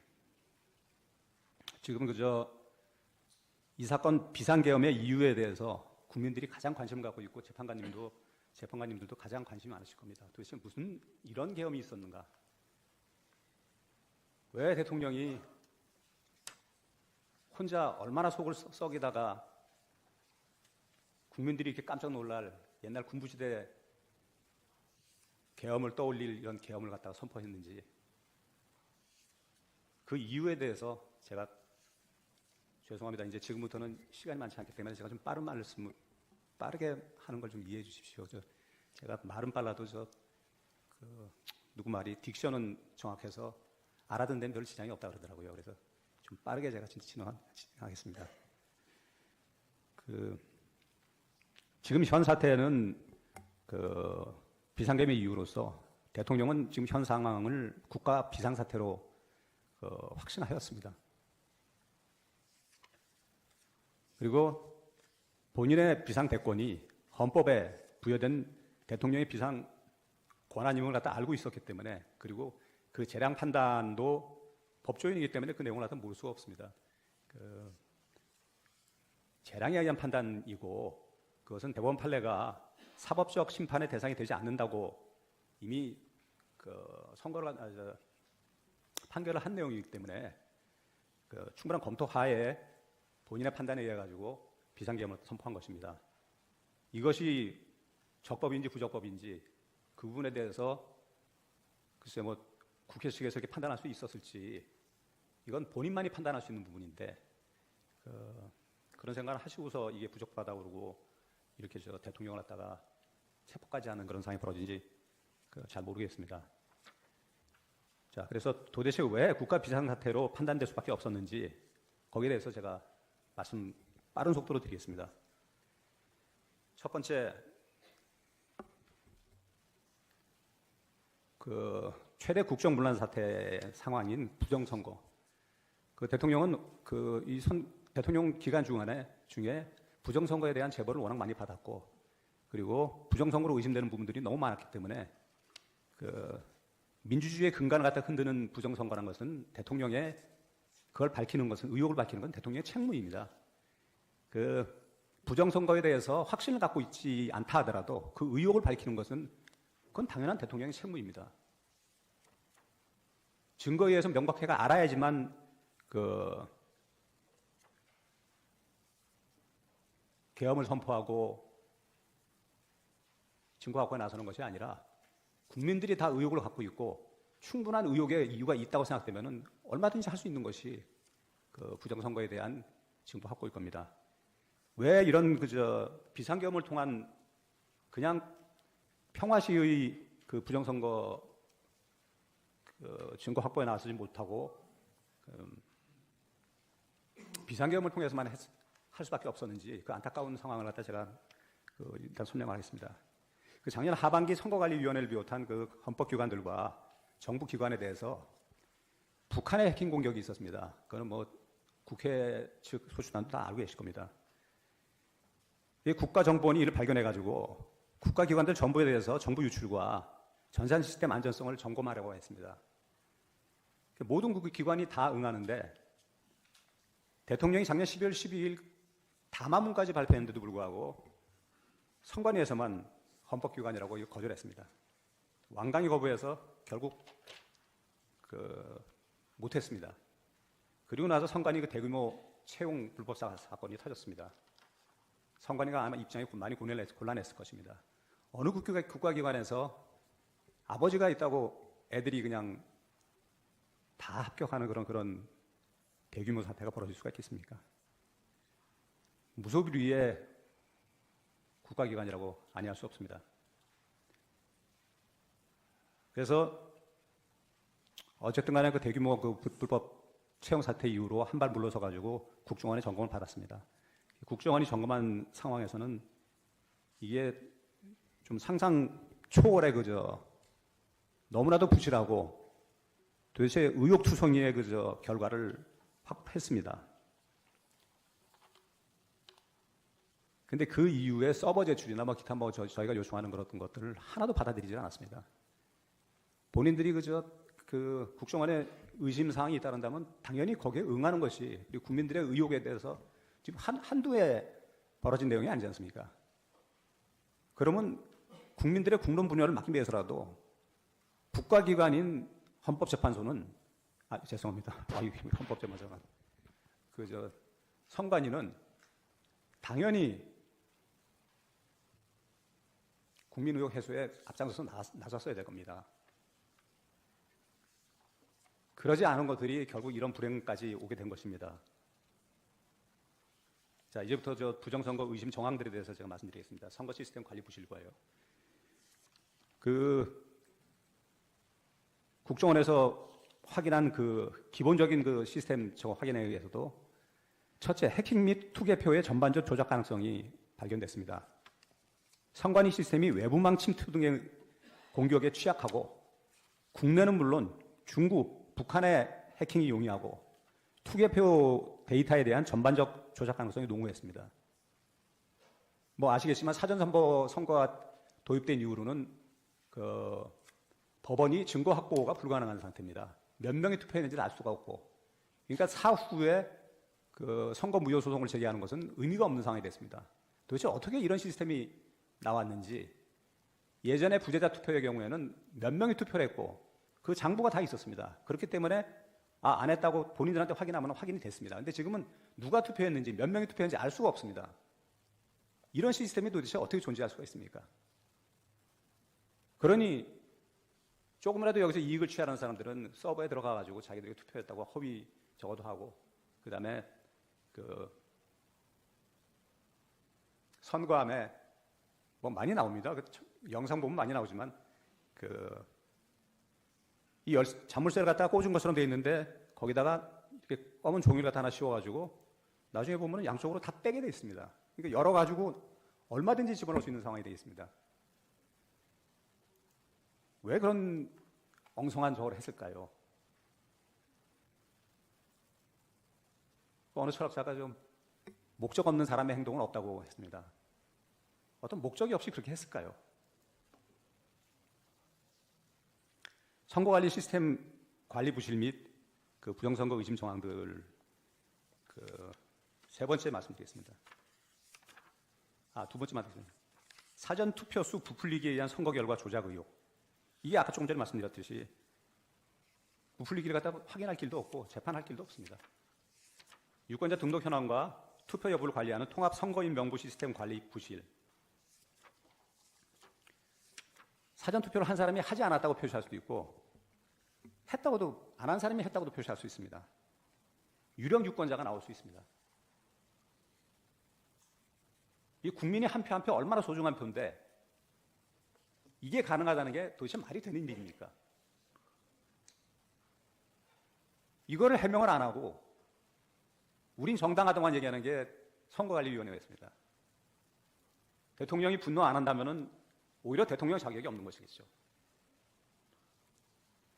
실제 사전투표용지와 QR코드가 같은 투표용지의 무단 인쇄 가능성, 사전투표용지에 찍은 도장 파일과 테스트용 출력 프로그램이 엄격하게 통제가 되지 않아가지고 무단 인쇄가 가능합니다. 이제 말도 안 된다는 표현은 제가 다 빼겠습니다. 사전투표소에 설치된 통치 장비에 인가받지 않은 외부 PC 연결이 가능. 이거는 기계 좀 아는 사람도 다 아시겠죠. 무단 침입, 외부에서 내부 선거망으로 무단 침입해서 그 투개표 데이터 조작이 가능합니다. 그 많은 중국 해커들이 놀고 있지는 않겠죠. 우리나라가 어느 편이 되면 좋은지 다 판단하고 있을 테니까요. 북한은 또 말할 것도 없고요. 물론 그 나라에 있는 사람들이만 했다는 것이 아니고 전 세계에 퍼져 있는 그 사람들이 당연히 여기에 접근해가지고 필요한 표를 만들어내겠죠. 투표지 분류기 등 개표 시스템의 허점, 투표지 분리기와 개표 결과가 저장되는 개표 시스템의 보안관리 체계가 부실해 해커가 개표 결과를 얼마든지 변경할 수가 있습니다. 생각을 진술하도록 하겠습니다. 준비기일에서 본 사건이 형식적으로는 국회 소추인과 대통령의 사건이고 또 국회를 장악한 야당과 대통령 사이의 대립이며 체제 변혁 세력과 체제 수호 세력의 대립이라고 말씀을 한 것을 영상으로 보았습니다. 본 변호인은 거기에 붙여서 하나 더 말씀을 드리고자 합니다. 친중 반미 세력과 친미, 친서방, 친자유 민주정 세력 간의 대립이 이것의 분명한 본질임을 말씀드립니다. 변호인이 혼자서 생각하는 것이 아니라 1차로 부결된 탄핵소추 안에 대통령의 친미, 친일 외교관계 문제를 삼았고 그것에 대해서 미국이나 서방 진영에서 굉장히 격하게 반응을 했습니다. 미국의 보수당이나 미국의 공화당이나 민주당의 탱크탱크에 있는 간부들도 그 문제에 대해서 심각한 우려를 표시한 바가 있습니다. 앞에서 대통령께서 이번 비상계엄을 선포한 것과 관련해서 선거 부정 문제 그거를 해결해야 한다는 생각을 했다고 하는 말씀을 우리 변호인께서 말씀하셨습니다. 부정선거라고 대통령께서 지금 단정을 하고 있는 게 아니라 수많은 문제점들이 보이는데 제도권 내에서 법원과 선거관리위원회와 수사기관 쪽에서 이걸 해결을 못하니 그것을 대통령이 해결해 줘야 되는 거 아닌가 하는 그런 어떤 책무감을 느낀 것이라고 본 변호인은 생각합니다. 이렇게 이야기할 때 언론기관에서 어떻게 보도할지는 지금 보지 않아도 알 수 있습니다. 특히 예를 들어서 작년에 국정원에서 보안점검 때 그 엄청난 사례들이 나왔음에도 불구하고 언론기관에서 취재 경쟁이 붙지 않았습니다. 그동안에 4년여 동안에 부정선거를 주장하는 많은 시민들이 어떤 것을 주장하고 있었는지 왜 그렇게 그 사람들이 생업을 내팽개치다시피 하며 매달리고 있는지 어느 메이저 언론, 레거시 언론도 보도하지 않고 시민들만이 SNS에서 그것을 문제 삼고 있었습니다. 과연 그들은 허공을 쫓은 것입니까? 이번에도 대통령께서 이것을 문제 삼지 않았다면 우리는 어느 정도 이게 침투되어 있는지도 모르는 상태에서 계속 진행이 되었을 것입니다. 작년에 국정원에서 보안점검 때 사전투표에 있어서 투표지 용지에 청인, 그러니까 무슨 선거관리위원회의 그 직인과 투표관리관의 사인이 탈취될 수 있다고 하는 그 가능성을 지적한 바가 있습니다. 사전투표지, 지금 본투표에서는 투표관리관이 도장을 찍지만 사인투표의 경우에는 중앙선거관리위원회에서 이름 도장을 새겨서 그걸 그냥 인쇄를 해버립니다. 그건 공직선거법에 분명히 방한하는 것입니다. 공직선거법에는 투표관리관이 그 개인 도장을 찍으라고 법률에 명시하고 있는데 선거관리위원회는 무슨 일인지 굳이 고집을 합니다. 인쇄를 하는 걸로. 전번에 총선 전에도 한동훈 그 당시 여당 비대위원장이 그 문제를 지적을 했음에도 불구하고 강행을 했습니다. 너무나 이상하죠. 국정원에서 그렇게 하면은 탈취될 가능성이 있다. 하는데도 그걸 굳이 고집을 했습니다.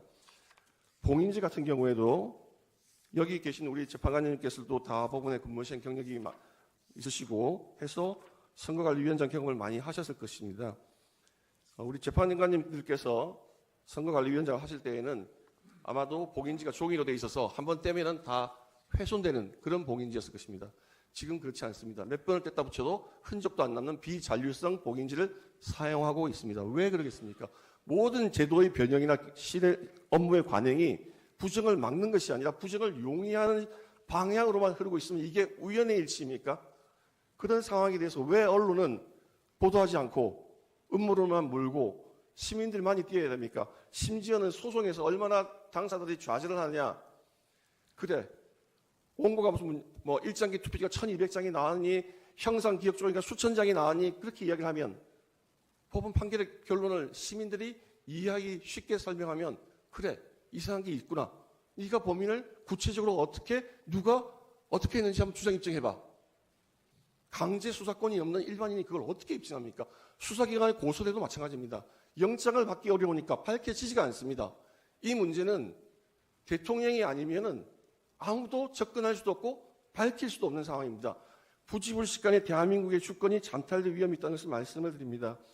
그리고 지금 절차라든지 다른 부분에 대한 본안 변론을 하기에 앞서서 저희가 준비기일에서 말씀드린 게 있습니다.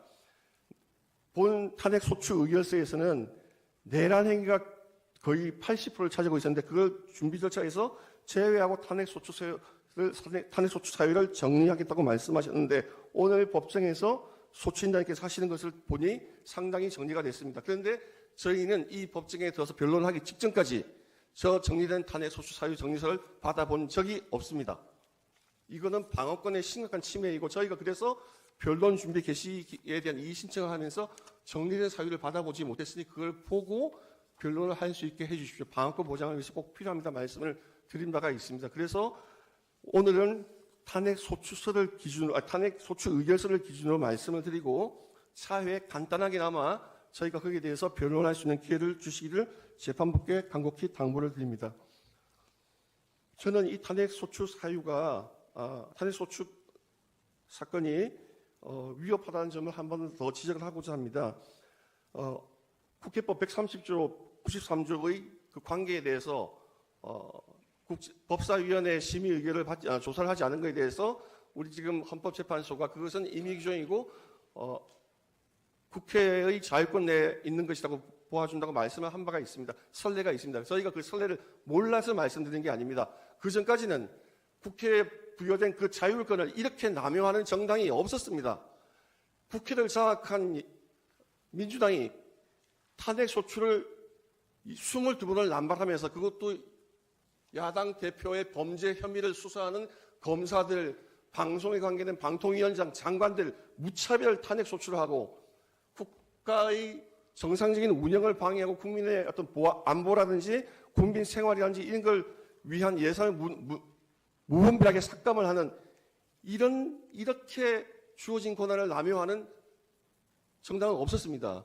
따라서 이런 지금과 같은 상태에서 또다시 우리 재판관님들께서 그것은 국회의 자율권에 부여된 것이다라고 인정을 해주신다면 앞으로 여소야대 국회가 되면 항상 선례를 따라서 주어진 탄핵 소추권을 가지고 정권 탈취를 위한 쟁취를 위한 수단으로 남발할 것이고 정치는 불안정하게 되며 경제 불안정으로 이어지고 국민 생활은 나락으로 가며 그 다음에 행선지는 국민들이 흔히 말하는 남미 같은 그런 이상한 나라로 전락하게 될 것입니다. 제가 이 사태를 보면서 옛날에 읽은 책이 생각납니다. 히틀러 시대의 그 선전가들이 법률가들을 조롱을 했습니다. 법률가는 정치가 만든 현실을 미화하는 도구에 불과하다. 그 글을 읽으면서 굉장히 비참한 감정을 느꼈습니다. 이제 헌법재판소의 우리 재판관님들께서 헌법이 살아있다고 하면서 보여주셔야 되고 87년 체제 헌법은 제왕적 대통령제가 아니라 국회 절대 우위의 헌법입니다. 이제 그동안에 우리 김대중 대통령이나 김영삼 대통령 그런 분들이 계셨을 때에는 자제를 했습니다. 주어진 권한이지만 자제를 했어요. 탄핵 사건이라고 하는 것이 한 국회 4년 임기 동안에 한두 번도 잘 안 생겼습니다. 이번 국회에 들어서 22건, 그 대통령 탄핵하고 난 다음에 또 7건에서 29건, 이건 정상적인 상황이 아닙니다. 이제 우리 재판관님들께서 이 규정의 해석을 바꿀 때가 됐습니다.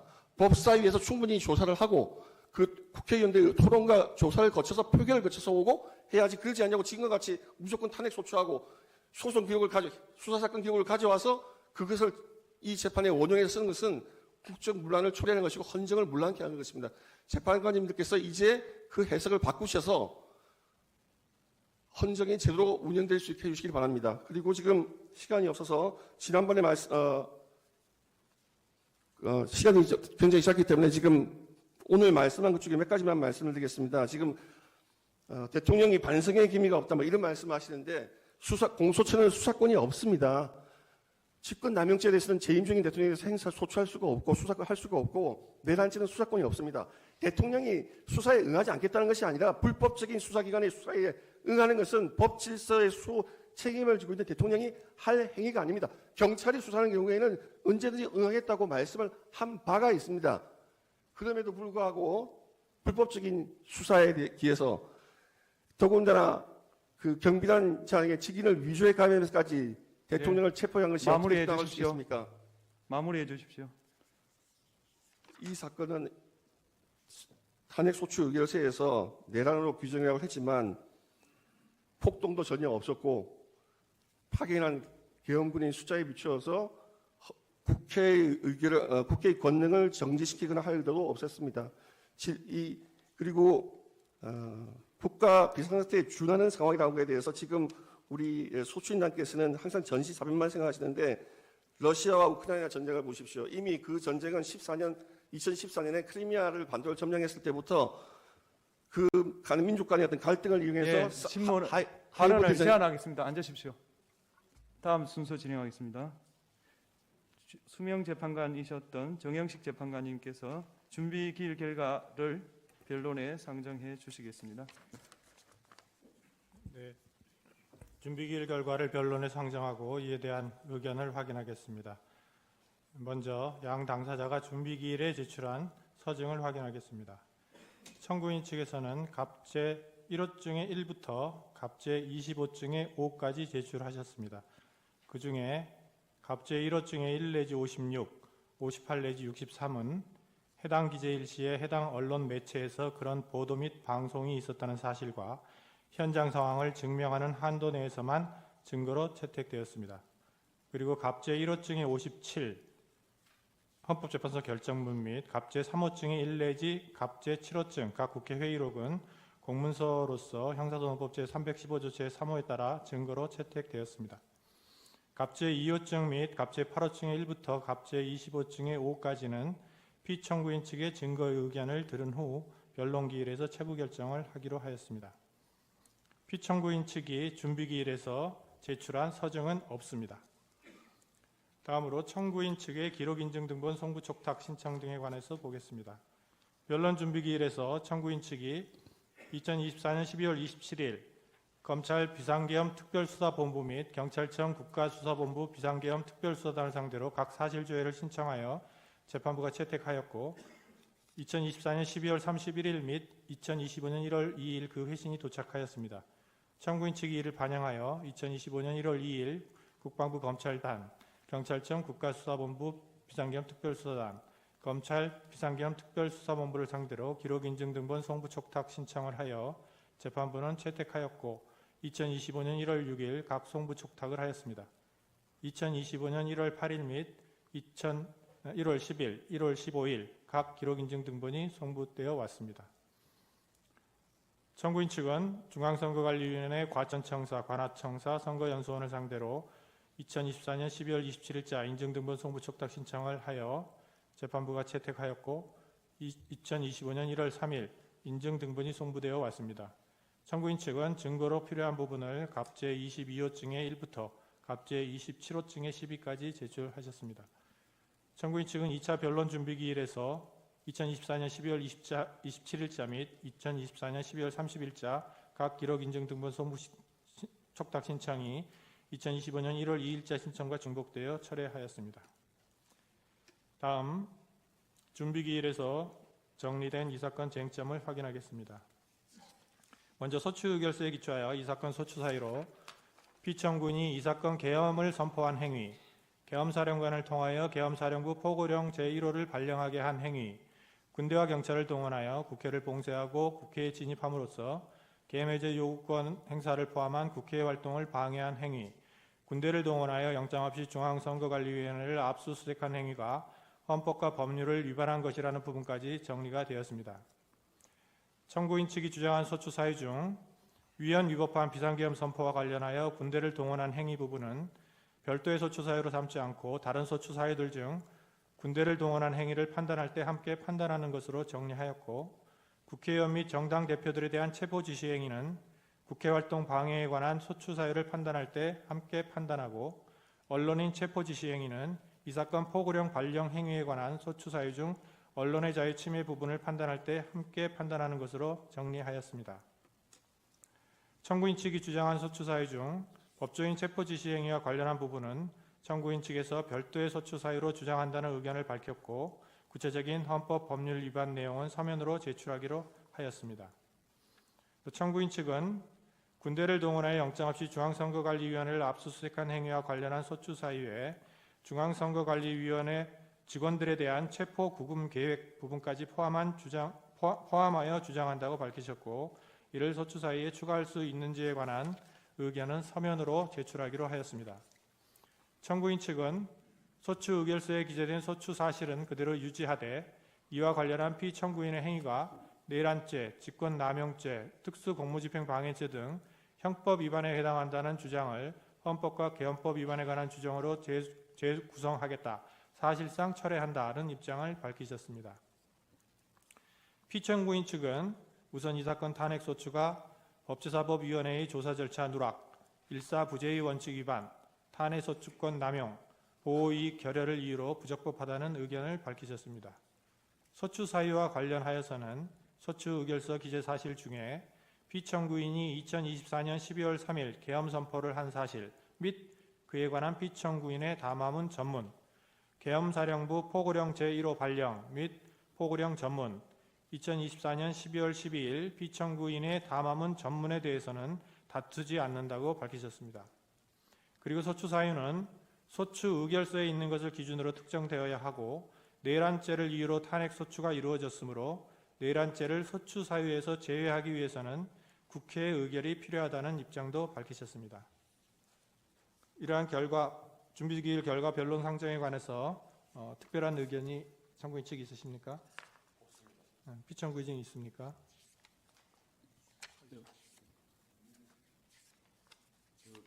없습니다. 변경 사유가 있으면 서면으로 내도록 하겠습니다. 예, 알겠습니다. 예, 이상으로 준비기일 결과의 변론 상정을 마치도록 하겠습니다.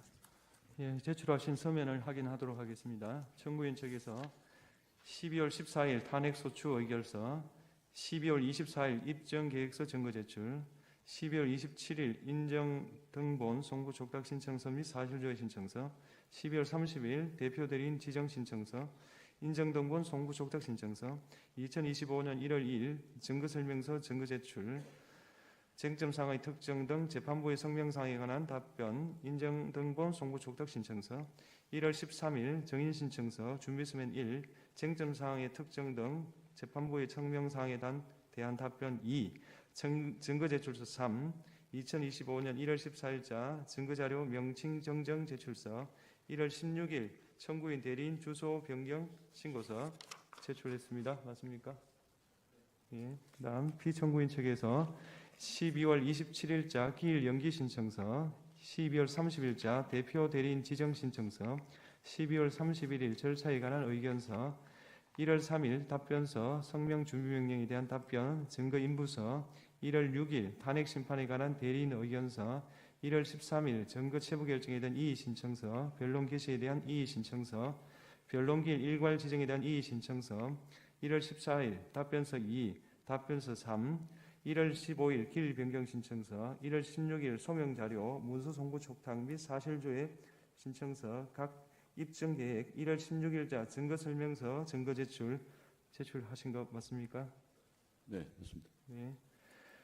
이어서 수명 재판관이셨던 정영식 재판관께서 쟁점 정리 절차를 진행하겠습니다. 예, 먼저 청구인 측에 지난 2차 준비기일에서 소추 의결서에 기재된 소추 사실은 그대로 유지하되 이와 관련한 피청구인의 행위가 내란죄 등 형법상의 범죄에 해당하는지에 관한 판단을 구하지 않는다는 취지로 입장을 밝히셨습니다.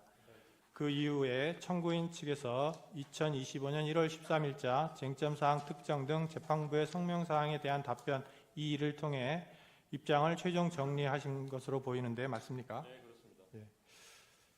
청구인 측이 주장한 소추 사유 중 법조인 체포 지시 행위에 관련한 부분은 청구인 측에서 별도의 소추 사유로 주장한다는 의견을 밝히셨고 구체적 헌법 법률 위반 내용을 25년 1월 13일자 쟁점 사항의 특정 등 재판부 성명 사항에 대한 답변 이의로 제출하셨죠? 예. 구체적인 내용을 말씀해 주시기 바랍니다.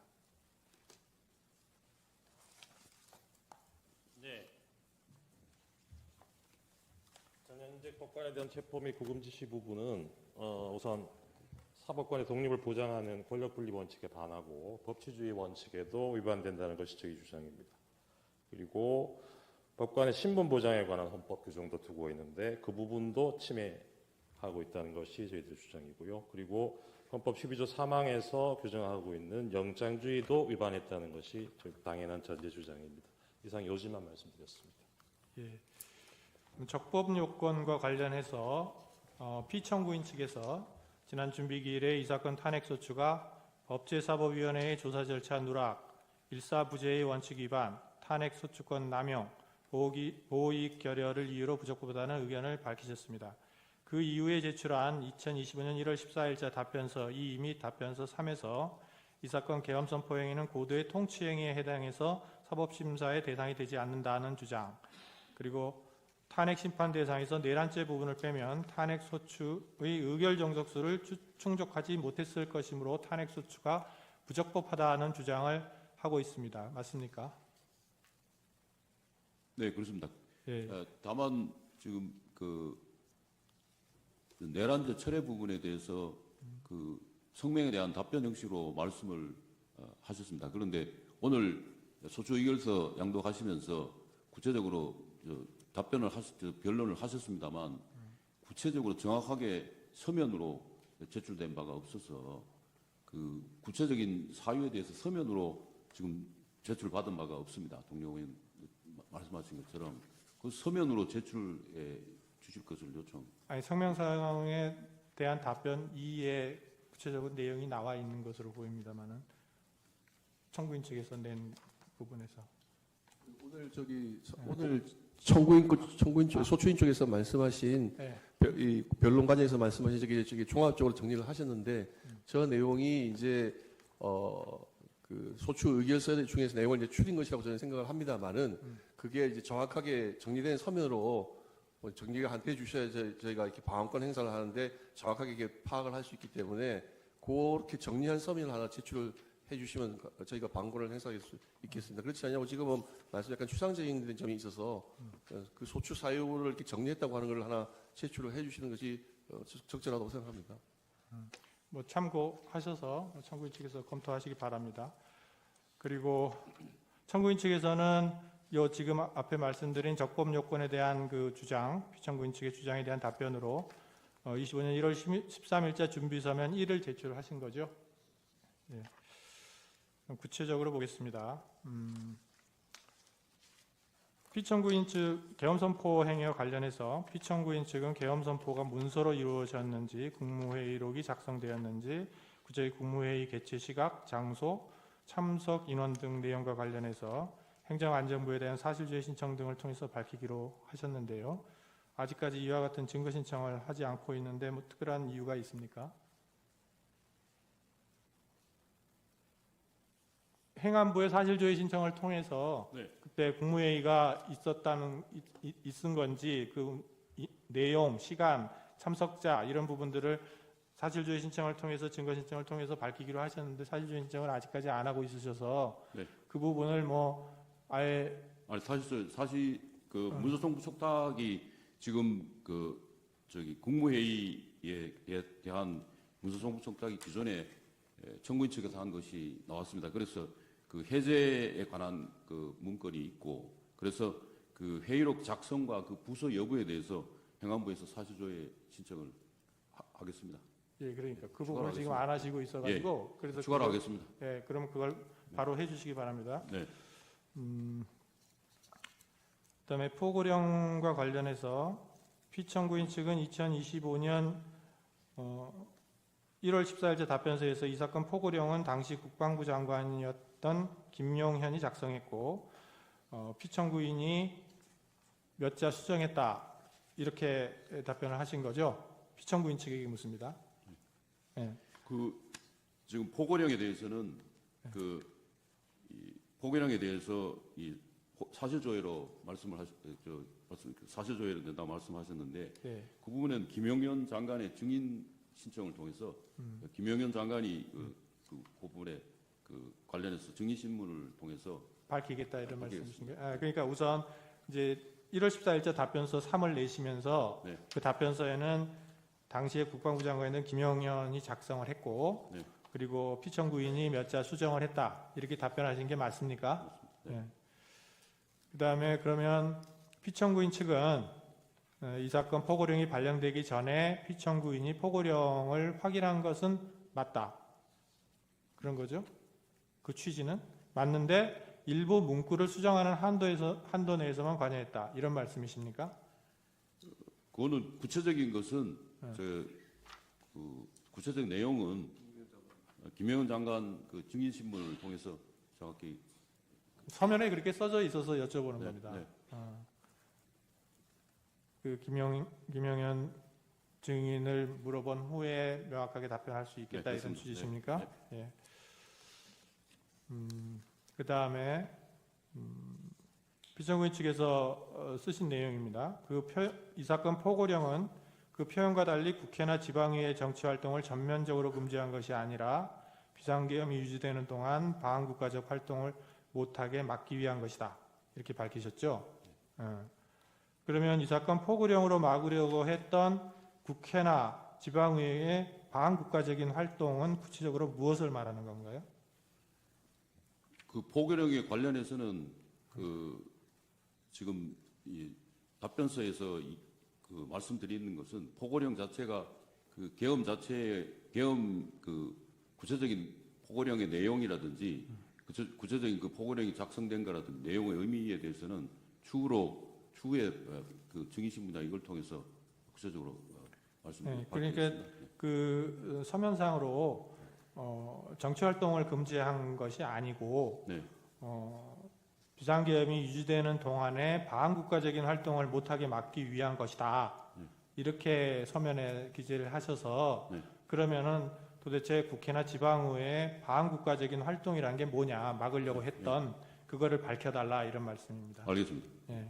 그 포고령의 내용에 대해서 구체적인 것은 그 자체 국회의 정상적인 활동을 제한하고자 포고령이 지금 그 포고령에 있는 것은 아닙니다. 그래서 그 부분에 대해서 정리해서 그러니까 그 이유에 대해서 네, 이유에 대해서 정리해서 구체적으로 서면으로 답변을 해주시기 바랍니다. 그다음에 군경을 이용한 국회 활동 방해 관련해서 피청구인 측에서는 국회에 군경을 투입한 이유나 경위 등에 관한 답변으로 1월 14일자로 답변서 3을 제출하셨죠. 네. 그래서 피청구인이 국회에 군경을 투입하도록 지시한 사실 자체는 인정하신다는 거고 다만 그 목적이 국회 해산이나 기능마비는 아니었다 이런 말씀이신 네. 거죠. 그러면 그리고 또 나아가서 병력을 국회에 투입한 것은 야당의 망국적 행태를 알리기 위한 것이다 는 것이죠. 병력을 네. 투입한 거. 그 병력 투입한 것은 이제 질서 유지로 그러니까 근데 네, 이제 맞습니다. 서면에는 예. 국회에 병력을 투입한 것은 야당의 망국적 행태를 알리기 위한 것이다라고 쓰셔서 그럼 병력을 국회에 투입한 것과 야당의 행태를 알리는 것이 어떤 상관관계가 있는지를 설명해 주셔야 될 것 같은데 그 부분이 안 나와 있어서 네. 그러면 추가적인 그 부분에 대해서는 추가 보충서나 답변서에 예. 보충 서면으로 제출하도록 하겠습니다. 그러니까 일단은 써낸 내용에 네. 대해서 제가 질문을 드리는 겁니다. 네. 그거에 대한 설명도 네. 서면으로 보충해서 내주시기 바랍니다. 네. 예, 이상 쟁점 정리를 마치겠습니다.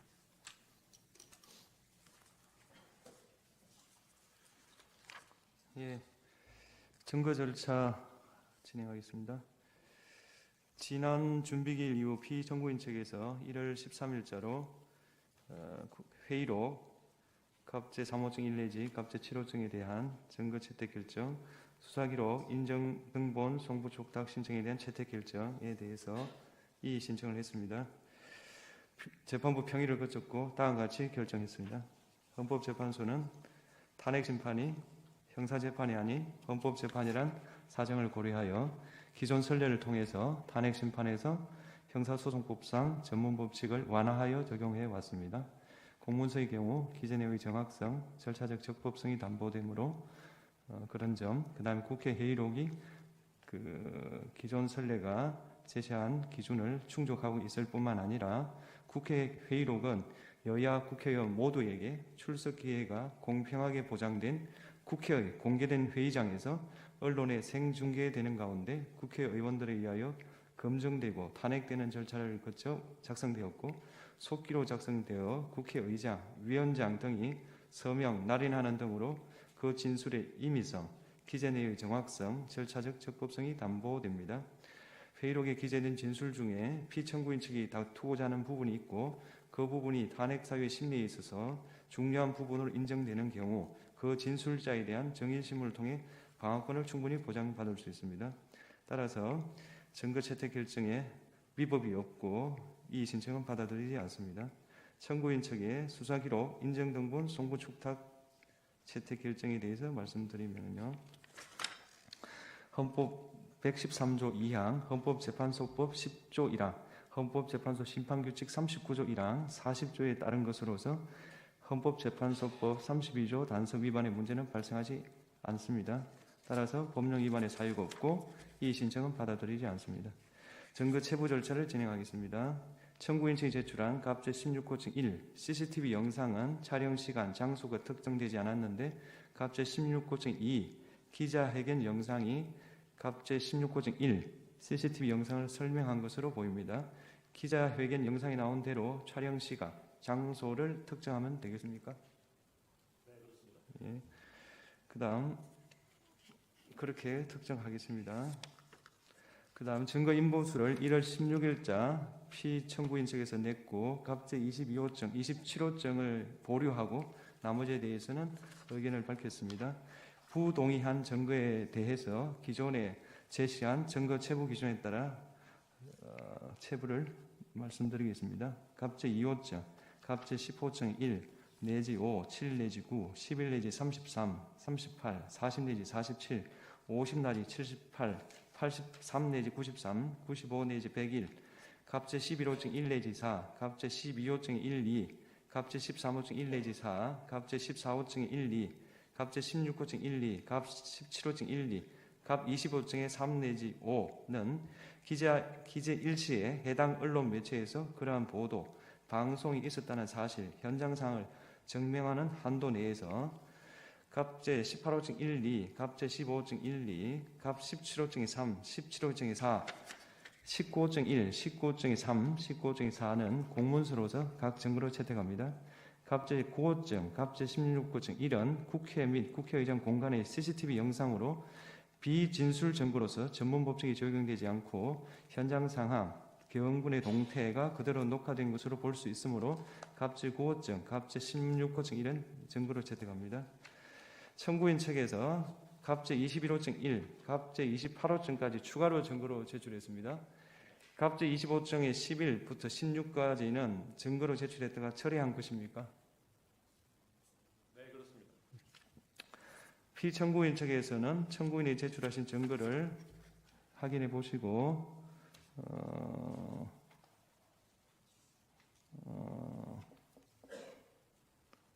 의견을 말씀하셨죠. 따라서 의견이 유보된 것을 빼고 갑제 21호증 1, 2 기재 일시에 해당 언론 매체에서 그런 보도, 방송이 있었다는 사실, 현장 상황을 증명하는 한도 내에서 증거로 채택합니다.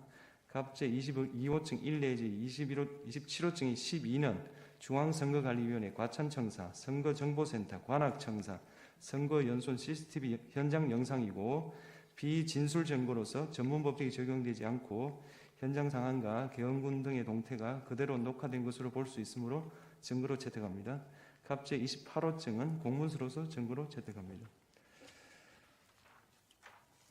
피청구인 측에서는 을제 1 내지 8호증 증거로 제출되었고요. 을제 9호증부터 74호증이 5는 내용이 없는데 내용이 제출됐습니까? 목록은 봤습니다. 네, 목록 맞습니다. 그 의견서 회의록은 증거 설명서를 별도로 내겠습니다. 증거와 제출과. 예, 내용, 그러니까 을제 1 내지 8호증 제출만 받고 네. 나머지는 내용과 함께 제출해 주십시오. 그다음 기록 인정등본 송부 촉탁에 대해서 말씀드리겠습니다. 중앙선거관리위원회 과천청사, 관악청사, 선거연수원을 상대로 12월 27일 인정등본 송부 촉탁 신청을 해서 재판부가 채택했고 1월 3일 도착했습니다. 갑제 22호증 1 내지 27호증이 11호 제출되었습니다. 맞습니까? 네. 청구인 신청에 따른 국방부 검찰단, 경찰청 국가수사본부 비상계엄 특별수사단, 검찰 비상계엄 특별수사본부를 상대로 기록 인정등본 송부 촉탁에 대해서 1월 8일, 1월 10일, 1월 15일 회신이 도착했습니다. 확인해 보셨습니까? 네, 확인했습니다. 경찰청, 서울중앙지방검찰청에 가셔서 기록 지정을 하셨습니까? 네, 신청서를 제출해서 오늘 추가로 그러면 모두 송부되었습니까? 오지 않은 것도 있습니까?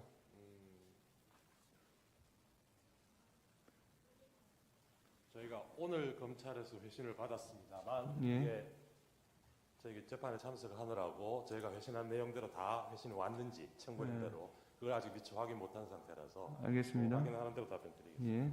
경찰청의 1월 8일자 회신에 의하면 2024-224 사건은 고위공직자 범죄수사처로 이첩되었고 2024-225, 230 사건은 서울중앙지방검찰청으로 송치된 것으로 확인됩니다. 네. 그 다음 피청구인 측에서 1월 16일자로 증거 신청을 내셨습니다. 국가정보원, 국가사이버센터, 대통령실에 대한 문서 송부 촉탁, 이거는 체부를 내일 평의에서 결정하겠습니다.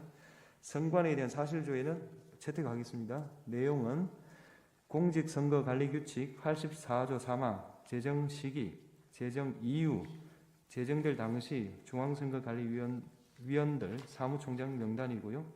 선거관리 사무에 외국인을 쓸 수 있는 근거 규정, 도입 연도, 데이터, 그 다음 2020년 2월 1일부터 2020년 6월 15일까지 4.15 총선, 코로나19 창궐 기간 동안 수원 중앙선거관리위원회 선거연수원에 체류하였던 중국인들의 명단, 그 다음 2023년 10월 당시 국가사이버안보센터장 성명, 송달 주소 등 이것을 채택하였습니다. 청구인 측에서 1월 13일자로 홍장원, 조지호, 곽종건, 이진우, 여인영 정인 신청서를 제출했죠. 그렇습니다. 이 재판부는 평의 결과 모두 채택합니다. 정인 신문 기일을 정합니다. 곽종건 1월 23일 오후 2시 반, 조지호 1월 23일 오후 4시, 이진우 2월 4일 오후 2시 반, 여인영 2월 4일 오후 4시, 홍장원 2월 4일 오후 5시 30분. 효율적인 변론을 진행하기 위해서 주신문 30분, 반대신문 30분, 재주신문 15분, 재반대신문 15분을 권고합니다. 사무관은 정인 5명에 대해서 출석 요구서를 내일 바로 송달해 주십시오. 그리고 청구인 측은 채택된 정인에 대한 신문사항을 1월 20일까지 제출해 주십시오. 네. 피청구인 측에서는 정인 신청을 했습니다. 우선 김용현, 김현태, 그리고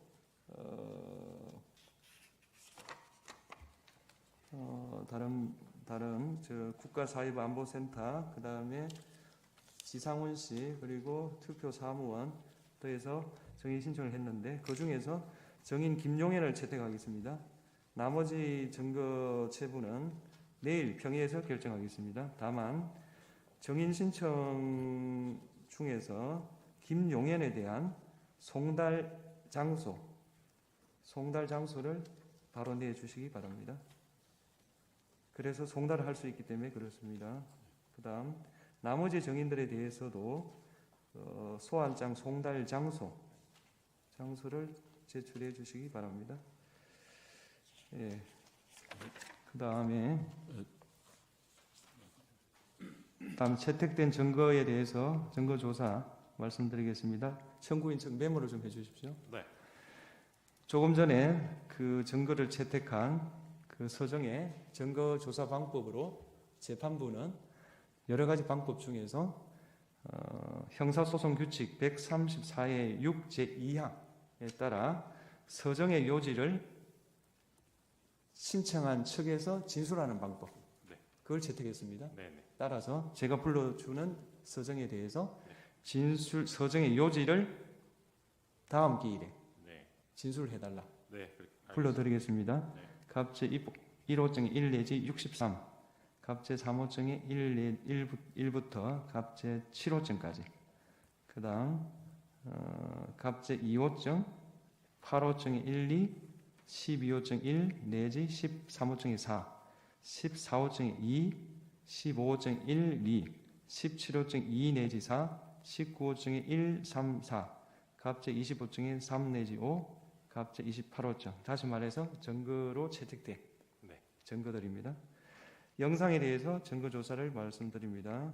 증거로 채택된 영상 자료 중 갑제 15호증, 이건 적을 필요 없습니다. 10호증 1 내지 5, 7 내지 9, 11 내지 33, 38, 40 내지 47, 54 내지 78, 83 내지 93, 95 내지 101, 11호증 1 내지 4, 14호증 1, 16호증 2, 17호증 1, 갑제 21호증 1. 이 영상 자료는 방송 보도 영상이고 해당 기자 일시에 해당 언론 매체에서 그런 보도가 있었다는 사실, 현장상을 증명한 한도에서 증거로 채택했습니다.